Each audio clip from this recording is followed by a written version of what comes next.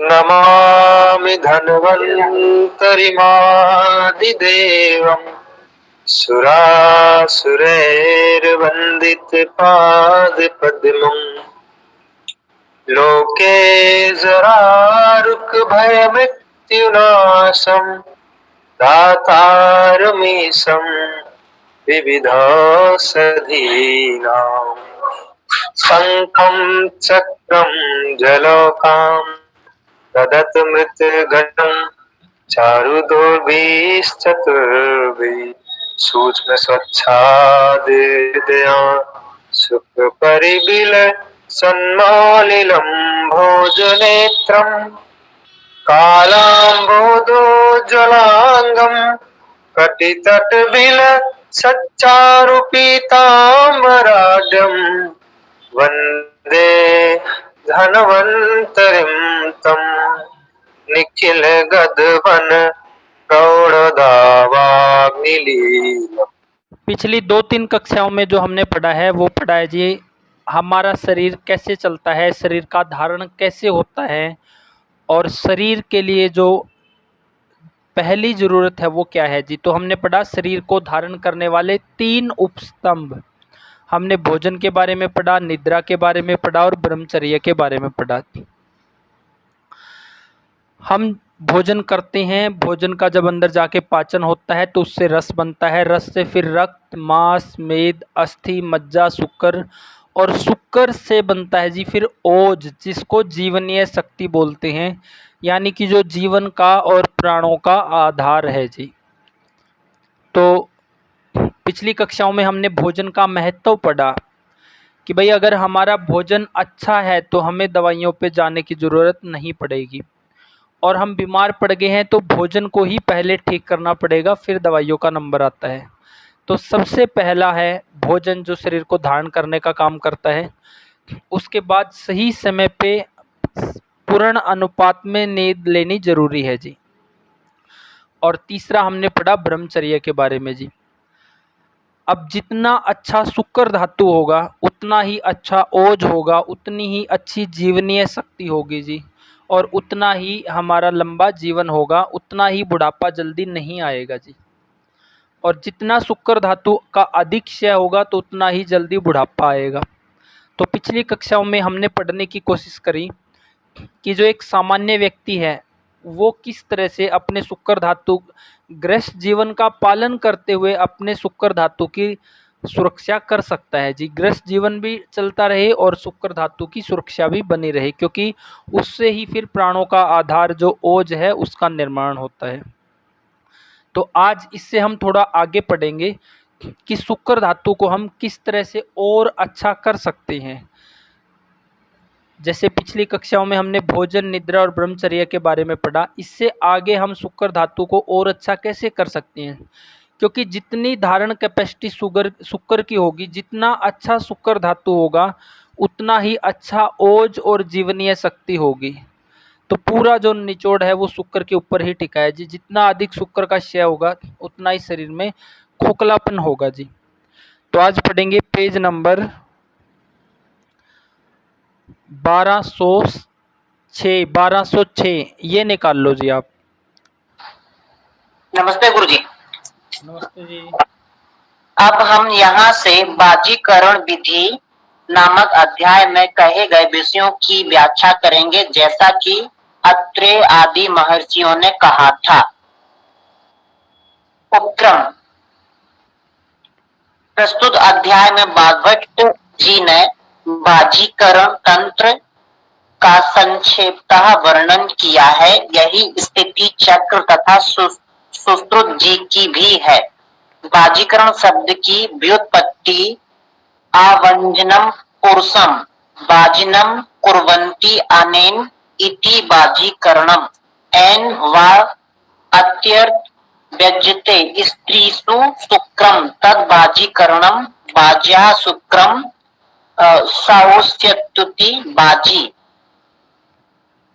आबाजी बाजी कृते एन तद बाजीकरणम। बाजीकरण द्रव्य 3 प्रकार के होते हैं, शुक्रजनक, मांस, दूध, घृत आदि। शुक्र प्रवर्तक उच्चता आदि द्रव, देह बल कारक गेहूं और मन को बल देने वाला संकल्प, तत्परक विचार, यथा संकल्यो कृष्याणाम। इसमें हाँ, एक मिनट इस पे डिस्कस कर लेते हैं। आज जो हम पढ़ रहे हैं वो वाजीकरण अध्याय पढ़ रहे हैं जी।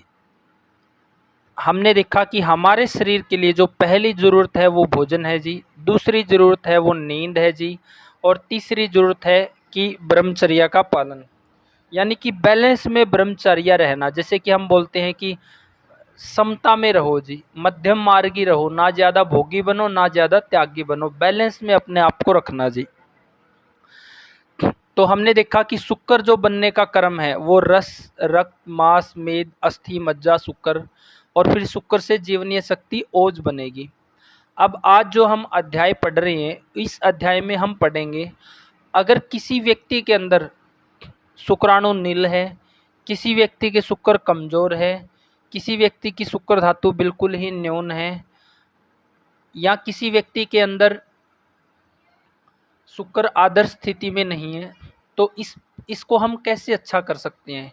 इससे अच्छा करने का पहला स्टेप है जो, वो है उचित समय पे भोजन, निद्रा और बैलेंस में ब्रह्मचर्या। और दूसरा स्टेप ये आता है जो आज हम पढ़ेंगे, ये दूसरे स्टेप में आता है जी। पहले स्टेप में अपना आहार विहार दिनचर्या को ठीक करना जी। तो इसकी ज़रूरत पड़ती है कि कम शुक्र है तो उसको बढ़ाना है, नील है तो उनको पैदा करना है, शुक्राणु दुर्बल है तो उनको मजबूत बनाना है। तो इसके लिए हम पढ़ेंगे जी वाजीकर अध्याय। वाजीकर की ज़रूरत क्यों पड़ी और एक आम व्यक्ति किस तरह से इसका उपयोग कर सकता है ज़रूरत पड़ने पे, तो इसके बारे में पढ़ेंगे। क्योंकि जितना अच्छा शुक्र होगा उतनी ही अच्छी जीवनीय शक्ति होगी जी। तो शुक्र को जितना ज़्यादा से ज़्यादा धारण कर सकेंगे उतना ही अच्छा रहेगा जी। तो इसमें बताया गया है कि जो वाजीकर औषधियाँ हैं वो 3 तरह से काम करती है जी। एक है शुक्र जनन, यानी कि शुक्र को पैदा करने का काम करती है, यानी किसी व्यक्ति में शुक्र ही नहीं है, शुक्राणु ही नहीं है, तो वहाँ पे ये शुक्र जनन करने का काम करेगी। दूसरा है शुक्र प्रवर्तक, दूसरा है जो शुक्र को निकालने का काम करे जी, उसको आकृति देने का काम करे, निकालने का काम करे जी। और तीसरा है जो शुक्र को जनन भी करे, प्रवर्तक भी करे और शरीर में बल बढ़ाने का काम भी करे। तो शुक्र जनन औषधियों में आता है जी, पहला नंबर है मांस, दूसरा नंबर है दूध, घी। अब मांस का अर्थ केवल वो नहीं है जी मांसाहारी वाला, मांस का अर्थ है उड़द जी, जो हम आयुर्वेद में पढ़ते हैं। उड़द के बारे में क्या है जी, उड़द स्निग्ध है और शुक्र को बढ़ाने वाला है। लेकिन इसके अलावा जो वाजीकर औषधियाँ स्पेशली जैसे कि स्तावरी है, सफ़ेद मूसली है, कौच बीज है, तालम खाना है, गोखरू है, विदारी कंद है, ये सब जितनी भी जड़ी बूटी हैं ये सब भी शुक्र को पैदा करने वाली है, शुक्र को जनन करने वाली है जी। इनमें और उड़द में डिफरेंस ये है कि ये केवल प्योर शुक्र को ही बढ़ाने का काम करेगी, शुक्र को आदर्श स्थिति देने का काम करेगी। और जो उड़द है ये शुक्र को तो बढ़ाएगा लेकिन मल को भी अधिक बढ़ाने का काम करता है, लेकिन इसलिए ये उतनी आदर्श कंडीशन में नहीं आता। फिर हमारे पास दूध है। दूध एक ऐसी दिव्य चीज़ है जो मतलब पीते ही और तुरंत पचते ही ताकत देती है जी, मतलब सबसे जल्दी ताकत देने का काम करती है। दूध पीते ही अगर अंदर डाइजेस्ट होना शुरू हो गया तो वहीं से शरीर रिलैक्स होना शुरू हो जाता है जी। और फिर है जी घी, जो शुद्ध चिकनाई की हम बात करते हैं शरीर में जानी चाहिए। तो शुक्र धातु को अच्छा करना है तो पहले भोजन को अच्छा करना पड़ेगा, नींद को अच्छा करना पड़ेगा, ब्रह्मचर्या का पालन करना पड़ेगा। जो हमने पढ़ा है ग्रस्त लोगों के लिए कौन सा ब्रह्मचर्य है, और आज पढ़ेंगे जो साधु सन्यासी संत है उनके लिए कौन सा ब्रह्मचर्य है जी। तो शुक्र को अच्छा करना है, पहले आहार विहार ये सब अच्छा करना पड़ेगा, बाद में इन औषधियों के ऊपर आना है। शुक्र प्रवर्तक में है यहाँ पे उचट्टा लिखा हुआ है जी, और दे बल कारक यानी कि शरीर में बल बढ़ाने वालों में है गेहूं, गेहूं को दे में बल बढ़ाने वाला बोला गया है जी। और मन को बल देने वाला है जी संकल्प। शरीर में संकल्प से मन में बल पैदा होता है जी। और जितना हम संकल्प बार बार तोड़ते रहेंगे उतना ही उत्साहहीनता, उतनी ही अंदर से गलानी, उतना ही अंदर से कमजोरी और खोखलापन फील करेंगे जी। आगे पढ़ो जी। वाजीकर की आवश्यकता। जी, बाजीकरण की आवश्यकता। रति कर्म का अभिलाषी पुरुष निरंतर बाजीकरण प्रयोगों का विधिवत सेवन करता रहे। बाजीकरण का फल। बाजीकरण योगों का यथाविधि सेवन करने से नर नारी को परस्पर संतोष की प्राप्ति होती है। शरीर का पोषण, गुणवान पुत्र संतान की प्राप्ति तथा योग स्त्री को देखकर तत्काल मैथुनाभिलाषी की अभिलाषा की उत्पत्ति का लाभ होता है। यहाँ पे हमने 2 पॉइंट पढ़े हैं। पहला मोनू जी आपने पढ़ा है वाजीकरण की आवश्यकता। तो इसमें क्या कहा गया है मोनू जी? रति कर्म का अभिलाषी पुरुष निरंतर बाजीकरण का प्रयोग विधिवत सेवन करता रहे। अब क्या कहा गया है जिसमें सिंपल से शब्दों में? ये तो जैसे लिखा है वही लाइन आपने पढ़ दी है। सिंपल से शब्दों में क्या कहा गया है? इसका मतलब यही है कि जो व्यक्ति एकदम रति कर्म में बलवान बनना चाहते हैं या फिर वो इस कर्म का अभिलाषी है तो उसको नित्य प्रति बाजीकरण औषधियों का प्रयोग करना चाहिए, सेवन करना चाहिए। क्या वाजीकरण औषधियों का प्रयोग फिर 12 महीने कर सकता है जी व्यक्ति, इस तरह का व्यक्ति? नहीं गुरुजी, तो ऋतु और ऋतुचर्या के अनुसार ही करेगा। किन किन ऋतुओं में नहीं कर सकता वाजीकर औषधियों का प्रयोग? लगभग मेरे हिसाब से गर्मियों के समय में और बरसात के समय में नहीं कर सकते हैं, ना के बराबर ही करे, ठंड में कर सकते हैं। विशेष ऋतु छोड़ दिया अपने, विशेष जो सबसे पहला नंबर आता है कि भाई इस ऋतु में तो भूल के भी रसायन या वाजीकर औषधियां नहीं लेनी है जी। ओहो, ठीक है गुरुजी, तो फिर आप बताइए, मुझे नहीं पता। और कोई साथी बताना चाहे जी विशेष ऋतु जिसमें भूल कर भी ताकत की चीजें नहीं लेनी चाहिए? वसंत। हाँ, वसंत ऋतु में जैसे इसमें लिखा है जी कि रति कर्म का अभिलाषी पुरुष निरंतर वाजीकर औषधों का प्रयोग करता रहे। इसको हम कई एंगल से पढ़ेंगे जी। अब इसमें कहा गया है रति कर्म का अभिलाषी, एक पॉइंट। अब इसके लिए भी क्या है जी, वसंत ऋतु में बिल्कुल भी कोई भी रसायन और वाजीकर औषधियों का सेवन नहीं करना है, क्योंकि उस समय शरीर में कफ प्रकोप बढ़ा रहता है जी। कफ जैसे पहाड़ों में बर्फ पिघल जाती है वैसे ही शरीर में कफ पिघल जाता है और पिघल के वो अग्नि को मंद कर देता है। तो यहाँ से कफ की शुद्धि करनी होती है, इसलिए इस ऋतु में रसायन और वाजीकर औषधियाँ नहीं लेना चाहिए। इस ऋतु में दूध, दही और घी सम प्रमाण में, गाय का घी, पुराना घी ले सकते हैं, थोड़ी मात्रा में ना लें तो भी चलेगा जी इस ऋतु में। तो इन सब का त्याग कर देना है। यानी कि फिर क्या पॉइंट बना जी कि रति कर्म भी हर ऋतु में नहीं किया जा सकता। विशेषकर जैसे कि हमने पढ़ा कि भाई ग्रीष्म और वर्षा, इस समय पे अगर अधिक रति कर्म किया जाएगा तो वो शरीर में नुकसान पैदा करेगा, शरीर को खोखला बनाएगा, जल्दी बुढ़ापा लेके आने का काम करेगा। इस ऋतु में हम वाजीकर औषधियों का सेवन कर सकते हैं ग्रीष्म और वर्षा में। ग्रीष्म में तो कर ही सकते हैं जी रसायन और स्निग्ध और वाजीकर औषधियों का, लेकिन इस समय फिर निरंतर मैथुन ना करें जी वाजीकर औषधियों का सेवन करते हुए भी। इस समय भारी और चिकना खाने के लिए ही बोला जाता है ग्रीष्म ऋतु में। और वर्षा ऋतु में वाजीकर औषधियों का त्याग करें तो अच्छा है जी, क्योंकि इस समय पे केवल ज़रूरत के अनुसार ही चिकनाई खानी है, अधिक अग्नि के बल के अनुसार ही खानी है। तो ऐसी नौबत बहुत कम आएगी कि इस ऋतु में वाजीकर खिलाना ही पड़े। तो यहाँ पे हमने पढ़ा है कि जी वाजीकर औषधियों को हम हर ऋतु में नहीं ले सकते। वर्षा ऋतु का तो मेन सा टारगेट क्या है जी कि वहाँ वात प्रकोप का समय है, अग्नि मंद रहती है।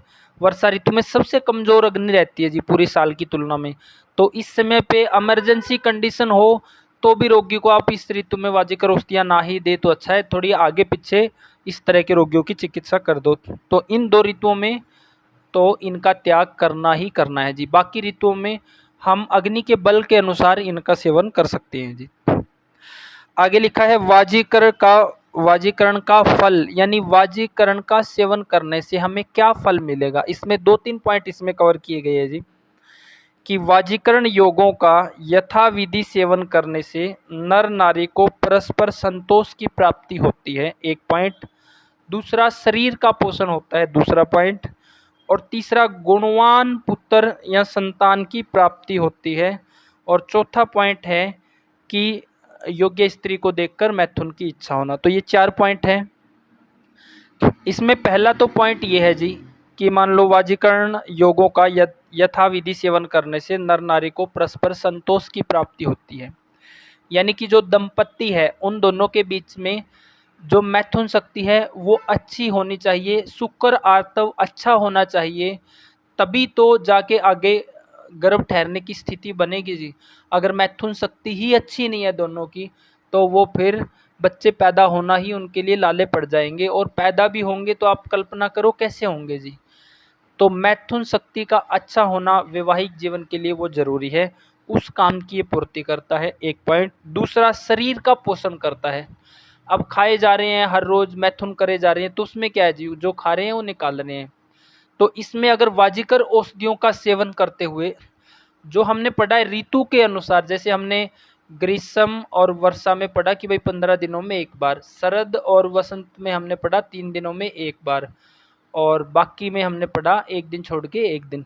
तो अगर वाजीकर औषधियों का सेवन करते हुए इस नियम का पालन करेंगे तो शरीर का पोषण होगा जी। इससे ग्रस्त जीवन भी चलेगा, शरीर का पोषण भी होगा, मैथुन शक्ति भी अच्छी रहेगी, और शरीर का नाश नहीं होगा जी, जल्दी बुढ़ापा नहीं आएगा, शुक्र से नहीं होगा। हर रोज खाएंगे और करते रहेंगे तो वो गलत है, क्योंकि वहाँ शुक्र निकलता ही चले जा रहा है, तो पोषण नहीं होगा जी। हाँ, तो ये 2 पॉइंट हमने पढ़े। तीसरा है जी गुणवान पुत्र की प्राप्ति होगी जी, गुणवान पुत्र की प्राप्ति। अगर दंपत्ति के अंदर अच्छी मैथुन शक्ति है, अच्छा शुक्र और आर्तव है, अच्छी मैथुन शक्ति है, अच्छा शुक्र और आर्तव है, तभी शरीर में बल होगा जी। और शुक्र आर्तव अच्छा नहीं होगा तो बल भी नहीं होगा जी, क्योंकि जितना अच्छा शुक्र होगा उतना ही अच्छा ओज होगा, जो जीवनीय शक्ति है जी। तो पहले दंपत्ति के अंदर अच्छी मैथुन शक्ति होना अनिवार्य है।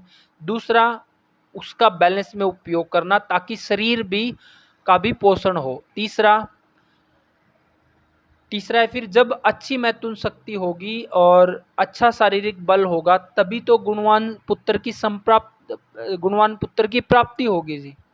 अगर मैथुन शक्ति अच्छी नहीं है, शरीर में बल नहीं है, वो वैसे ही गर्भ ठहर गया, तो कल्पना करो कि कैसी संतान होगी जी। और चौथा है कि योग्य स्त्री, यानी कि जो दंपत्ति है उनके बीच में जब भी इच्छा हो, जो ऋतु के अनुसार बताया गया उसके अनुसार वो आराम से अपना संबंध बना सके, वैवाहिक जीवन को बैलेंस रख सके। तो ये 4 कारण बताए गए हैं। इनमें सबसे इम्पोर्टेंट पहला है, फिर दूसरा है, और फिर तीसरा है, और चौथा तो अगर पहले तीनों ही अच्छे हैं फिर वो हो ही जाता है जी। तो ये है वाजीकरण का फल। अगर हाँ ठीक है जी, अगला पॉइंट पढ़ो जी अब।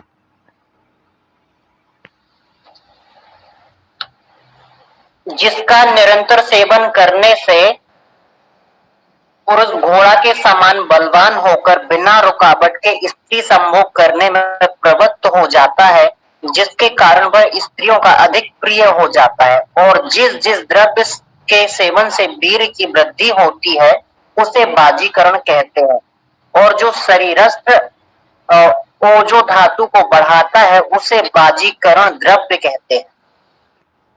एक अगला पॉइंट और पढ़ दो, फिर दोनों को इकट्ठा डिस्कस करेंगे। ब्रह्मचर्य प्रशंसा।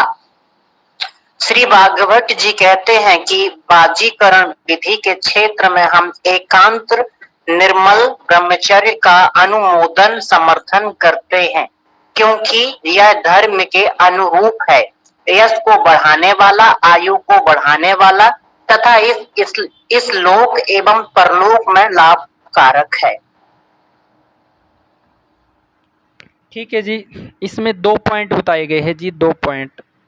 एक पॉइंट है, पहले ब्रह्मचर्य प्रशंसा वाला पढ़ लेते हैं। श्री वाग्भट जी कहते हैं कि वाजीकरण के क्षेत्र में हम एकांत निर्मल ब्रह्मचर्य का समर्थन करते हैं कि भाई दो कंडीशन हमारे सामने हैं, एक व्यक्ति शादीशुदा है, गृहस्थ व्यक्ति है, एक व्यक्ति पूरी तरह से ब्रह्मचारी है। अब जो गृहस्थ है उसको तो अपने गृहस्थ जीवन का भी निर्वाह करना है, और जो ब्रह्मचारी है वो पूरी तरह से अपने निर्मल ब्रह्मचर्य का पालन कर सकता है जी। तो इसमें कहा गया है कि जो ब्रह्मचारी है अगर वो वाजिकर औषधियों का सेवन करेगा, अगर ब्रह्मचारी है वो वाजिकर औषधियों का सेवन करेगा, इसमें कहा गया है, श्री वाग्भट जी कहते हैं कि वाजीकरण के क्षेत्र में हम एकांत ब्रह्मचर्य का समर्थन करते हैं क्योंकि यह धर्म के अनुरूप है, यश को बढ़ाने वाला है, आयु को बढ़ाने वाला है, लोक एवं परलोक में लाभकारी है। तो एक ब्रह्मचारी व्यक्ति है जो ग्रस्त नहीं है, वो ब्रह्मचर्य का पालन करते हुए वाजिकर औषधियों का सेवन करेगा तो उसका ओज है, तेज है, यश है, कीर्ति है, वो और ज़्यादा अच्छी हो जाएगी, यानी कि उसका जो ब्रह्मचर्य है और ज़्यादा मजबूत हो जाएगा। तो ये एक पॉइंट बोला गया है। इससे ऊपर वाला पॉइंट है ग्रस्त व्यक्ति के लिए जी, कि वाजीकरण औषधियों का सेवन करने से जी दोनों के अंदर मैथुन शक्ति अच्छी होगी, और फिर ऋतु के अनुसार उसका पालन किया जाएगा तो शारीरिक बल अच्छा होगा। जब ये दोनों ही अच्छे होंगे तो गुणवान पुत्र की संप्राप्ति होगी। इसके अलावा इसमें बोला गया है जिसका निरंतर सेवन करने से पुरुष घोड़े के समान बलवान हो, इस तरह की शरीर में ताकत आए, और जिस जिस द्रव्य के सेवन से वीर्य की वृद्धि होती है उसे वाजीकर कहते हैं, जो शरीरस्थ ओज धातु को बढ़ाता है। तो जो वाजीकर द्रव्य है जी उनका कार्य है शुक्र धातु को जनन करना। ऐसे रोगी आपको बहुत मिलेंगे जो ओजोस्पर्मिया के रोगी हैं, स्पर्म काउंट नील है जी उनके। ऐसे रोगी आपको बहुत मिलेंगे जिनके स्पर्म काउंट जो बैलेंस में हमें चाहिए उचित परिमाण में गर्भ ठहरने के लिए, जैसे 60 मिलियन की हम बात कर रहे हैं, उससे कम है, या शुक्राणु तो है उसमें डेड अधिक है, एक्टिव बहुत कम है। तो इस तरह के रोगियों की चिकित्सा करने के लिए, और जिनकी मैथुन शक्ति ही अच्छी नहीं है, और इन सब को ठीक करने के लिए हमें वाजीकर औषधि की ज़रूरत पड़ती है। और जैसे हम पढ़ते हैं कि भाई एक स्वस्थ व्यक्ति के स्वास्थ्य को बनाए रखने के लिए भी वाजीकर औषधियाँ हैं जी, और रोगी व्यक्ति को जिसके अंदर शुक्राणु नील है, कम है, कमज़ोर है, या मैथुन शक्ति अच्छी नहीं है, इन सब की पूर्ति करने के लिए भी वाजीकर औषधियाँ हैं जी। अगला पॉइंट और पढ़ दो जी। जिसका मानसिक बल कम है, जो शारीरिक एवं मानसिक कष्टों से पीड़ित है, जो रोग से युक्त है, उनके शरीर का क्षय ना हो, अतः उसकी रक्षा के लिए वाजीकरण औषधों का उपदेश दिया जा रहा है। जो निरोग अर्थात समर्थ हैं, युवक हैं, प्रतिदिन जो वाजीकरण औषधों का सेवन करते रहते हैं, वे सभी ऋतुओं में प्रतिदिन मैथुन कर सकते हैं, उनके लिए मैथुन का निषेध नहीं है। यहाँ पे दो पॉइंट फिर से हम पढ़ रहे हैं जी। पहला है कि जिसका मानसिक बल कम है, जिसका शारीरिक एवं मानसिक कष्टों से पीड़ित है, तो वाजीकरण औषधियों की जरूरत हमें किसके लिए है जी? एक तो वो व्यक्ति जिसका शारीरिक बल कम है, मानसिक बल कम है। जब शारीरिक और मानसिक बल है कम है तो मैथुन शक्ति भी कम है जी, और वहाँ पे शुक्र भी उसका आदर्श नहीं मिलेगा। अगर इन सब कंडीशन में पहले तो गर्भ ठहरेगा ही नहीं जी। जब रोग इस तरह के रोगी आपके सामने आएंगे तो आपने कैसे हैंडल करना है उनको? तो पहले तो उनका गर्भ कंसीव नहीं होगा, वो ये शिकायत लेके आएंगे कि जी हम रिलेशन नहीं बना पाते हैं, गर्भ कंसीव नहीं हो रहा है। अगर कंसीव होगा भी इस तरह की कंडीशन में तो वो दुर्बल, बीमार, रोगी, आगे चल के विकलांग भी हो सकता है। तो इस तरह का वो पैदा होगा जी। तो इस तरह का ना पैदा हो, एक अच्छी संतान पैदा हो, तो उसके लिए ज़रूरी है जी अच्छा शारीरिक बल होना, अच्छा मानसिक बल होना, अच्छी मैथुन शक्ति होना, अच्छा शुक्र और आर्तव का होना, और फिर जाके पूर्ण ब्रह्मचर्य का पालन करते हुए जो निर्देश है उसके अनुसार गर्भ ठहराना चाहिए। तो यहाँ पे वाजिकर औषधियाँ बताई गई है जी, जिसका मानसिक बल कम है, शारीरिक बल कम है, उसके लिए अनिवार्य है जी। जो शारीरिक और मानसिक कष्टों से पीड़ित है उनके लिए अनिवार्य है। क्यों? क्योंकि ये शुक्र धातु को अच्छा करती है। शुक्र अच्छा होगा तो ओज अच्छा होगा, जीवनीय शक्ति। ओज व्यक्ति के अंदर अच्छा है तो वो उसके अंदर वीरता, पराक्रमकता, साहस, ये सब भाव अच्छे रहेंगे। और ओज का ही क्षय हो गया है तो वो दुर्लभ, कमजोर, अकारण के डर, इन सब चीजों में पड़ा रहेगा जी। आगे है जो राग से युक्त है, जिनके शरीर का क्षय ना हो, उन जो ऊपर पॉइंट हमने पढ़े हैं कि भाई जो मानसिक बल से कमजोर है, शारीरिक बल से कमजोर है, शारीरिक और मानसिक कष्टों से पीड़ित है और जो राग से युक्त है, इन सब के लिए वाजीकरण औषधियों की आवश्यकता है ताकि शरीर का और क्षय ना हो और कमजोरी ना आए। अतः उसकी रक्षा के लिए वाजीकरण औषधों का उपयोग किया जा रहा है। तो यहाँ हम अभी ये पढ़ रहे हैं कि वाजीकरण औषधियाँ किसके लिए और क्यों जी। अगला पॉइंट पढ़ने से पहले एक पॉइंट आप लोगों को पढ़ाएंगे जी। आपने निकालना है पेज नंबर 7 निकाल लो जी। अष्टांग हृदयम सूत्र स्थानम, पहला अध्याय, पेज नंबर 7। पेज नंबर 7 पे वाजीकरण तंत्र, इसको पढ़ना है मोनू जी।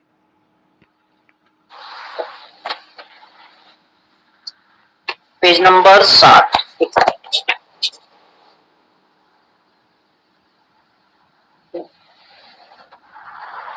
बाजीकरण तंत्र। आबाजी, बाजीब, पूरी संस्कृत वाला ना पढ़ो, हिंदी वाला पढ़ दो। केवल हिंदी वाला ही पढ़ दो जी। ठीक है। बाजीकरण तंत्र उसे कहते हैं जो अल्प मात्रा वाले शुक्र का संतर्पण करता है, दूषित शुक्र को शुद्ध करता है, क्षीण शुक्र को बढ़ाता है और सूखे हुए शुक्र के उत्पादन के उपायों का निर्देश करता है। लिंग में प्रसृता को उत्पन्न कर नर नारी में उत्पादन शक्ति को पैदा करता है। परिस्थिति इति ब्रसा, इस अभिप्राय से भले ही इस तंत्र को ब्रस चिकित्सा कहा जाए, अन्यथा ब्रस साण जिन चेष्टाओं के बाद सोचकर मैथुन में प्रवृत्त होता है, उसे सुश्रुत ने संदिग्ध नामक नपुंसक कहा है। देखें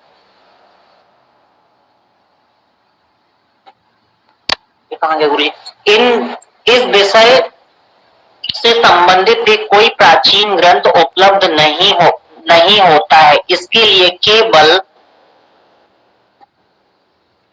इस पेज नंबर लिखा हुआ संपूर्ण का अवलोकन करें। बाजीकरण के लिए ब्रस एवं बाजी शब्दों का प्रयोग हुआ है। ब्रस अर्थ है वर्षिति, वर्षा अर्थात जो योनि में वीर की वर्षा करे, किंतु वह ब्रसाण बाजी घोड़े के सामान वेग वाला नहीं होता। अतः अधिकांश क्षेत्र में बाजीकरण शब्द ही प्रसिद्ध है।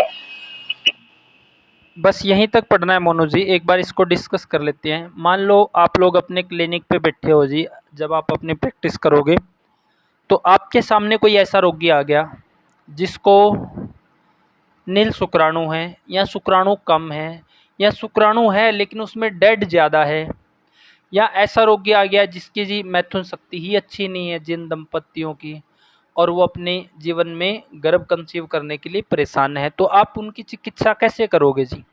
उनकी चिकित्सा के लिए क्या हम सीधा उठा के उनको शतावरी दे दें, तालम खाना, कोंच बीज, विदारी कंद, ये सब खाने के लिए दे दें? इसमें लाइन ऑफ ट्रीटमेंट क्या रहेगा जी? जैसे कि हमने पिछले 3-4 दिनों में पढ़ा है, अगर कोई शुक्र का रोगी हमारे पास आ गया है जिसका शुक्र कम है या कमज़ोर है या नील है या मैथुन शक्ति अच्छी नहीं है, तो इस तरह के रोगियों की चिकित्सा का पहला लाइन ऑफ ट्रीटमेंट रहेगा कि भोजन अच्छा हो जी। क्योंकि भोजन पचेगा तो रस बनेगा, रस बनेगा तो रक्त बनेगा, फिर मांस, मेद, अस्थि, मज्जा, शुक्र, और फिर गर्भ कंसीव होना। एक पॉइंट। और दूसरा, अगर इनको केवल डायरेक्ट औषधियाँ दे देंगे, भोजन का पाचन ही नहीं है, तो दवाइयाँ आधा अधूरा काम करेगी जी, इसलिए रिजल्ट नहीं मिल पाते। तो भले ही इस तरह का रोगी हमारे पास आ गया हो, तो पहले भोजन को ही ठीक करेंगे हम। दूसरा उसका फिर निद्रा, उसको समय पे हम करेंगे, क्योंकि हमने क्या पढ़ा था जी, जब हम निद्रा के बारे में पढ़ रहे थे तो वहाँ पे लिखा था जी नपुंसकता कैसे। आज के टाइम में लोग 1-1 बजे तक रात को फ़ोन पे रोगी पड़े रहते हैं जी, ऐसे देखते हैं रोगियों के बीच में कि 1-1 बजे तक, 12-12 बजे तक, तो क्या होगा शरीर में ड्राइनेस होगी तो वात बढ़ेगा, वात के गुण बढ़ेंगे, वात के गुण बढ़ेंगे तो आप केवल स्तावरी और ये सब खिलाते रहोगे तो शुक्र अच्छा नहीं होगा जी उनका।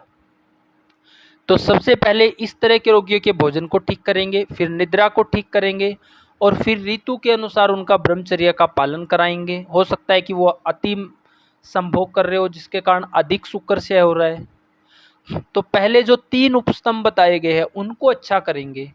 ये सब अच्छा करने के बाद फिर चिकित्सा में हम इनको वाजीकर औषधियाँ देंगे। जैसे कि इसमें मोनू जी ने पढ़ा है वाजीकरण तंत्र, जो लिखा है कि भाई इसकी हमें ज़रूरत क्यों है।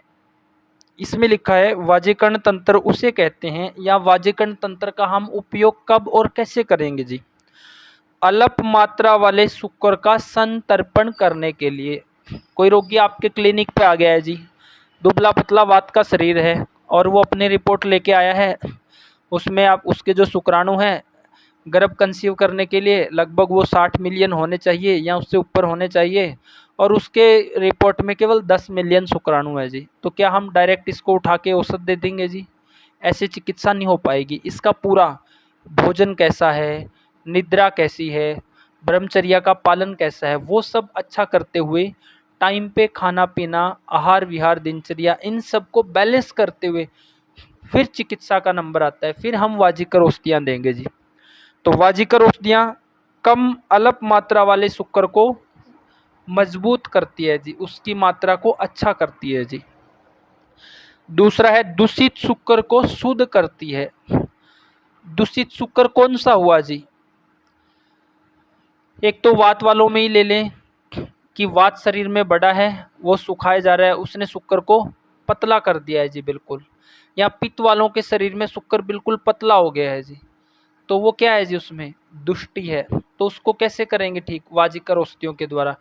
क्यों? क्योंकि वो उसको मजबूत करने का काम करेगी, उसको उसमें सांद्रता बढ़ाने का काम करेगी जी। आगे है क्षीण, यानी कि कमजोर हो चुके शुक्र को बढ़ाने का काम वाजीकर औषधियों के द्वारा किया जाता है। आगे है सूखे हुए शुक्र के उत्पादन। भाई किसी के शुक्राणु बिल्कुल ही नहीं ला रहे हैं जी रिपोर्ट में, ये किसको आ सकता है? एक वात वाले दुबले पतले को, और एक जिनके शरीर में पित्त का उष्ण तीक्ष्ण या द्रव गुण अत्यधिक बड़ा हो। इन दो रोगियों में नील शुक्राणु की समस्या आ सकती है या आती है जी, क्योंकि वायु अधिक बढ़ेगी तो उसका स्वभाव है हर चीज़ को सुखाना। जैसे कि आपके घर में कोई गिल्ला कपड़ा है, बाहर रख दिया, हवा चल रही है तो सुखा देती है जी। तो इसी तरह से शरीर में बढ़ा हुआ अधिक वात दोष, अधिक बढ़े हुए वात के गुण, वो जब सभी को ही सुखाने की कैपेसिटी रखते हैं, मुंह का बोधक कफ, अमाशय का कलेदक कफ, पक्वाशय का पाचक पित्त, आंतों में मल को, आंतों की स्नेहास को सुखा के मल को कठोर कर देंगे, फिर धातु अच्छी नहीं बनेगी। तो इस तरह से वो शुक्र धातु को भी सुखाने का काम करते हैं। तो दो व्यक्तियों में नील शुक्राणु की समस्या अधिक देखने को मिलती है, एक वात वाले के अंदर और एक पित्त वाले के अंदर जी। तो वाजीकर औषधियाँ यहाँ कैसे काम करेगी जी? जो वाजीकर औषधियाँ हैं उनकी दो प्रॉपर्टी होती है, एक स्निग्ध और दूसरा शीतल। स्निग्ध होने के कारण वो वात को दूर करेगी, वात के रुक्ष खर जो गुण हैं इनको दूर करेगी, और शीतल होने के कारण बढ़े हुए पित्त के उष्ण तीक्ष्ण या द्रव गुण को ठीक करेगी। तो यहाँ पे वाजीकरण औषधियों की आवश्यकता है। हमने अभी इस अध्याय को क्यों पढ़ा जी, बाद में क्यों नहीं पढ़ा? क्योंकि हमने पहले भोजन के महत्व को समझा। जब तक भोजन को हम ठीक नहीं कर पाएंगे तो शुक्रगत बीमारियों को हम ठीक नहीं कर पाएंगे जी। पहले भोजन के महत्व को, फिर निद्रा को। तो समय पे भोजन, समय पे निद्रा, और फिर ऋतु के अनुसार ब्रह्मचर्या का पालन ग्रस्त लोगों के लिए। जब ये बैलेंस में होगा तभी शुक्र धातु पे काम कर पाएंगे। जब तक ये बैलेंस में नहीं होगा तो इस तरह के रोगियों की हम काम नहीं कर पाएंगे जी, उनकी चिकित्सा हम नहीं कर पाएंगे। तो इस तरह के रोगी आ रहे हैं तो हमने कहाँ से लाइन ऑफ ट्रीटमेंट शुरू करना है जी? उसके लाइफस्टाइल से जी। भोजन, निद्रा, ब्रह्मचर्या और फिर वाजीकर औषधियाँ जी। आगे है लिंग में परहर्षता को उत्पन्न कर नर नारी में संतान उत्पत्ति की शक्ति पैदा करना। यानी कि पहला हमने एक पॉइंट पढ़ा जी, जिसके शरीर जिसमें कम मात्रा में शुक्र है तो उसको अच्छा करेगा। शुक्र ही कम बन रहा है या निकल रहा है जी, उसको अच्छा करेगा। दूसरा, शुक्र दूषित है, उसको अच्छा करेगी वाजीकर औषधियाँ। क्षीण शुक्र को, कमजोर को बलवान बनाएगी। सूखे हुए शुक्र का उत्पादन करेगी। और लिंग में परहर्षता यानी वहाँ तनाव पैदा करेगी, क्योंकि जब तक मैथुन शक्ति ही अच्छी नहीं है, रिलेशन ही नहीं बन पा रहा है, तो गर्भ कंसीव नहीं होगा जी। तो इन सब कार्यों के लिए वाजीकर चिकित्सा की हमें आवश्यकता पड़ती है। तो इस तरह के जितने भी रोगी आएंगे तो उनमें लाइन ऑफ ट्रीटमेंट ये रहेगा जी। नहीं तो आज के टाइम में यूट्यूब पे यहाँ वहाँ बस ये खा लो जी, वो खा लो, ऐसा कर लो, वो कर लो, ये चल रहा है जी। उन सब से कुछ नहीं होने वाला है और रोगी अपनी मोटी पूंजी खत्म करके भी वहीं खड़े रहते हैं जहाँ पे वो उन्होंने दवाई शुरू करने से पहले शुरुआत करी थी। जब तक भोजन ठीक नहीं होगा, निद्रा, ऋतु के अनुसार ब्रह्मचर्या का पालन नहीं होगा, तब तक इस तरह के रोगियों को ठीक नहीं कर पाएंगे जी। अब तो ये है जी कि वाजीकर औषधियों की जरूरत क्यों पड़ती है। तो इसमें अब इसका एक सावधान का नोट लिखा हुआ है, उसको और पढ़ दो मोनो जी। सावधान, रसायन एवं बाजीकरण प्रयोगों का उपयोग केवल स्वस्थ वर्धन एवं प्रत्युत्पादन के लिए ही होना चाहिए। दुराचार या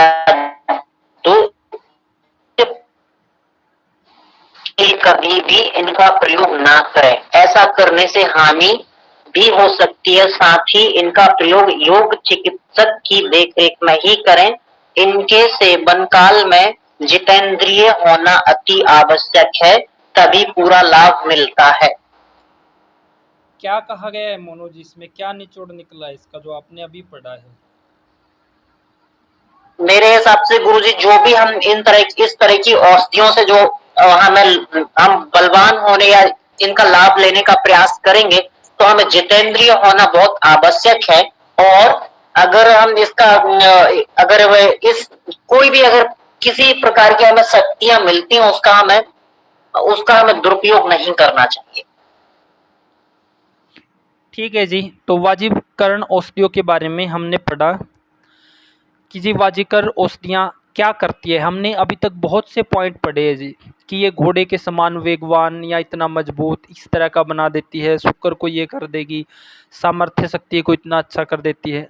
लेकिन इसमें जो टोटली निष्कर्ष ये कहा गया है कि जी इसका जो विशेष उपयोग है वो संतान उत्पत्ति के लिए होना चाहिए। एक पॉइंट, उसके लिए क्या हो भाई, मैथुन शक्ति दोनों के बीच में अच्छी हो, दंपत्ति के बीच में शुक्रार्तव अच्छा हो, और फिर तभी गर्भ कंसीव होगा और तभी गुणवान पुत्र की प्राप्ति होगी जी। तो एक तो इसका उपयोग बोला गया है जी उत्तम संतान प्राप्ति के लिए वाजीकर औषधियों का उपयोग करना चाहिए। और दूसरा इसका बोला गया है जी कि जो ऐसे रोगी आएंगे जिनका शुक्र कम है, शुक्र ही कम है, या उसमें शुक्राणु कम है, या शुक्र कमजोर है, या शुक्र दूषित है, तो इस तरह के रोगियों में इसका उपयोग होगा वाजीकरण का। अगर इसको दुराचार की प्रवृत्ति से कि खा के इसको गलत तरीके से मैथुन किया जाए, हर रोज ही किया जाए, तो फिर वो शरीर को कंकाल भी बना देगा जी। तो यहाँ पे इसका विशेष नोट भी लिखा है, सावधान के बारे में भी लिखा है कि जितेंद्रिय पुरुष ने इसका उपयोग केवल जो कमजोरी शरीर में आई है जी उसके लिए इसका उपयोग करना है, जिससे अच्छी संतान की प्राप्ति हो, अच्छी मैथुन शक्ति बने, अच्छे शुक्र और आर्तव बने, इन सब के लिए इसका उपयोग करना है। दुराचार की प्रवृत्ति से इसका उपयोग नहीं करना है। तो ये है जी वाजीकरण चिकित्सा। अभी तक किसी साथी का सवाल हो तो रख सकते हैं जी। भैया जी, हाँ जी। आपके पास ऐसे बंदे कितने आ चुके हैं वैसे, मतलब कितने लगभग आपके अंदाजे से कितने लोगों की आप चिकित्सा कर चुके हैं ऐसे मामले में? ये बच्चे वाली है ना, ये बहुत दिक्कत है, मेरे से भी पूछते रहते हैं लोग। तो क्या आप वहाँ पे रख के चिकित्सा करते हो, या उनको फिर वो घर जाके वो कर सकते हैं अपना, या कहीं पे उनको आप रखते हो फिर चिकित्सा करते हो उनकी? देखो मनोज, ये अपना गुलशन जी बहुत अच्छा सवाल है। अब मैंने जब ये पॉइंट पढ़ाना शुरू किया तो क्या कहा जी कि इस तरह के रोगियों की भी चिकित्सा करनी है तो पहले भोजन को ठीक करना पड़ेगा, आहार विहार को ठीक करना पड़ेगा, भोजन, निद्रा, ब्रह्मचर्या, पहले इन सब को बैलेंस करना पड़ेगा। ये सब घर पे भी बैलेंस हो सकते हैं। पहले इन सब को बैलेंस करना पड़ेगा, फिर चिकित्सा का नंबर आता है जी। फिर चिकित्सा में ये देखा जाता है कि दुबला पतला व्यक्ति है, कमज़ोर है, तो उसमें हम क्या करेंगे जी, दीपन पाचन करके इन सब को बैलेंस करके फिर वहाँ पे अब उसमें ये देखना है कि कमज़ोरी किस तरह की है, क्या शुक्राणु नील है या शुक्राणु कम है या रिलेशन नहीं बन पा रहा है, इरेक्शन नहीं आ पा रहा है, उस तरह की समस्या है। तो किस तरह का रोगी है जी, तो पहले भोजन ठीक होगा, निद्रा ठीक होगी, ऋतु के अनुसार ब्रह्मचर्या का पालन, वो सब पहले बैलेंस में होगा, फिर चिकित्सा के लिए आती है का नंबर आता है। मान लो एक व्यक्ति वात का है जी, दुबला पतला शरीर है, अब उसमें एक समस्या हो सकती है जी शुक्राणु कम होना। शुक्राणु कम है तो इसकी चिकित्सा बहुत आसान है जी, क्योंकि इसका आप ये भोजन, निद्रा और ब्रह्मचर्या ये अच्छा कर दो, इसको दीपन पाचन अच्छा करके बढ़िया खुराक खिलाओ जी।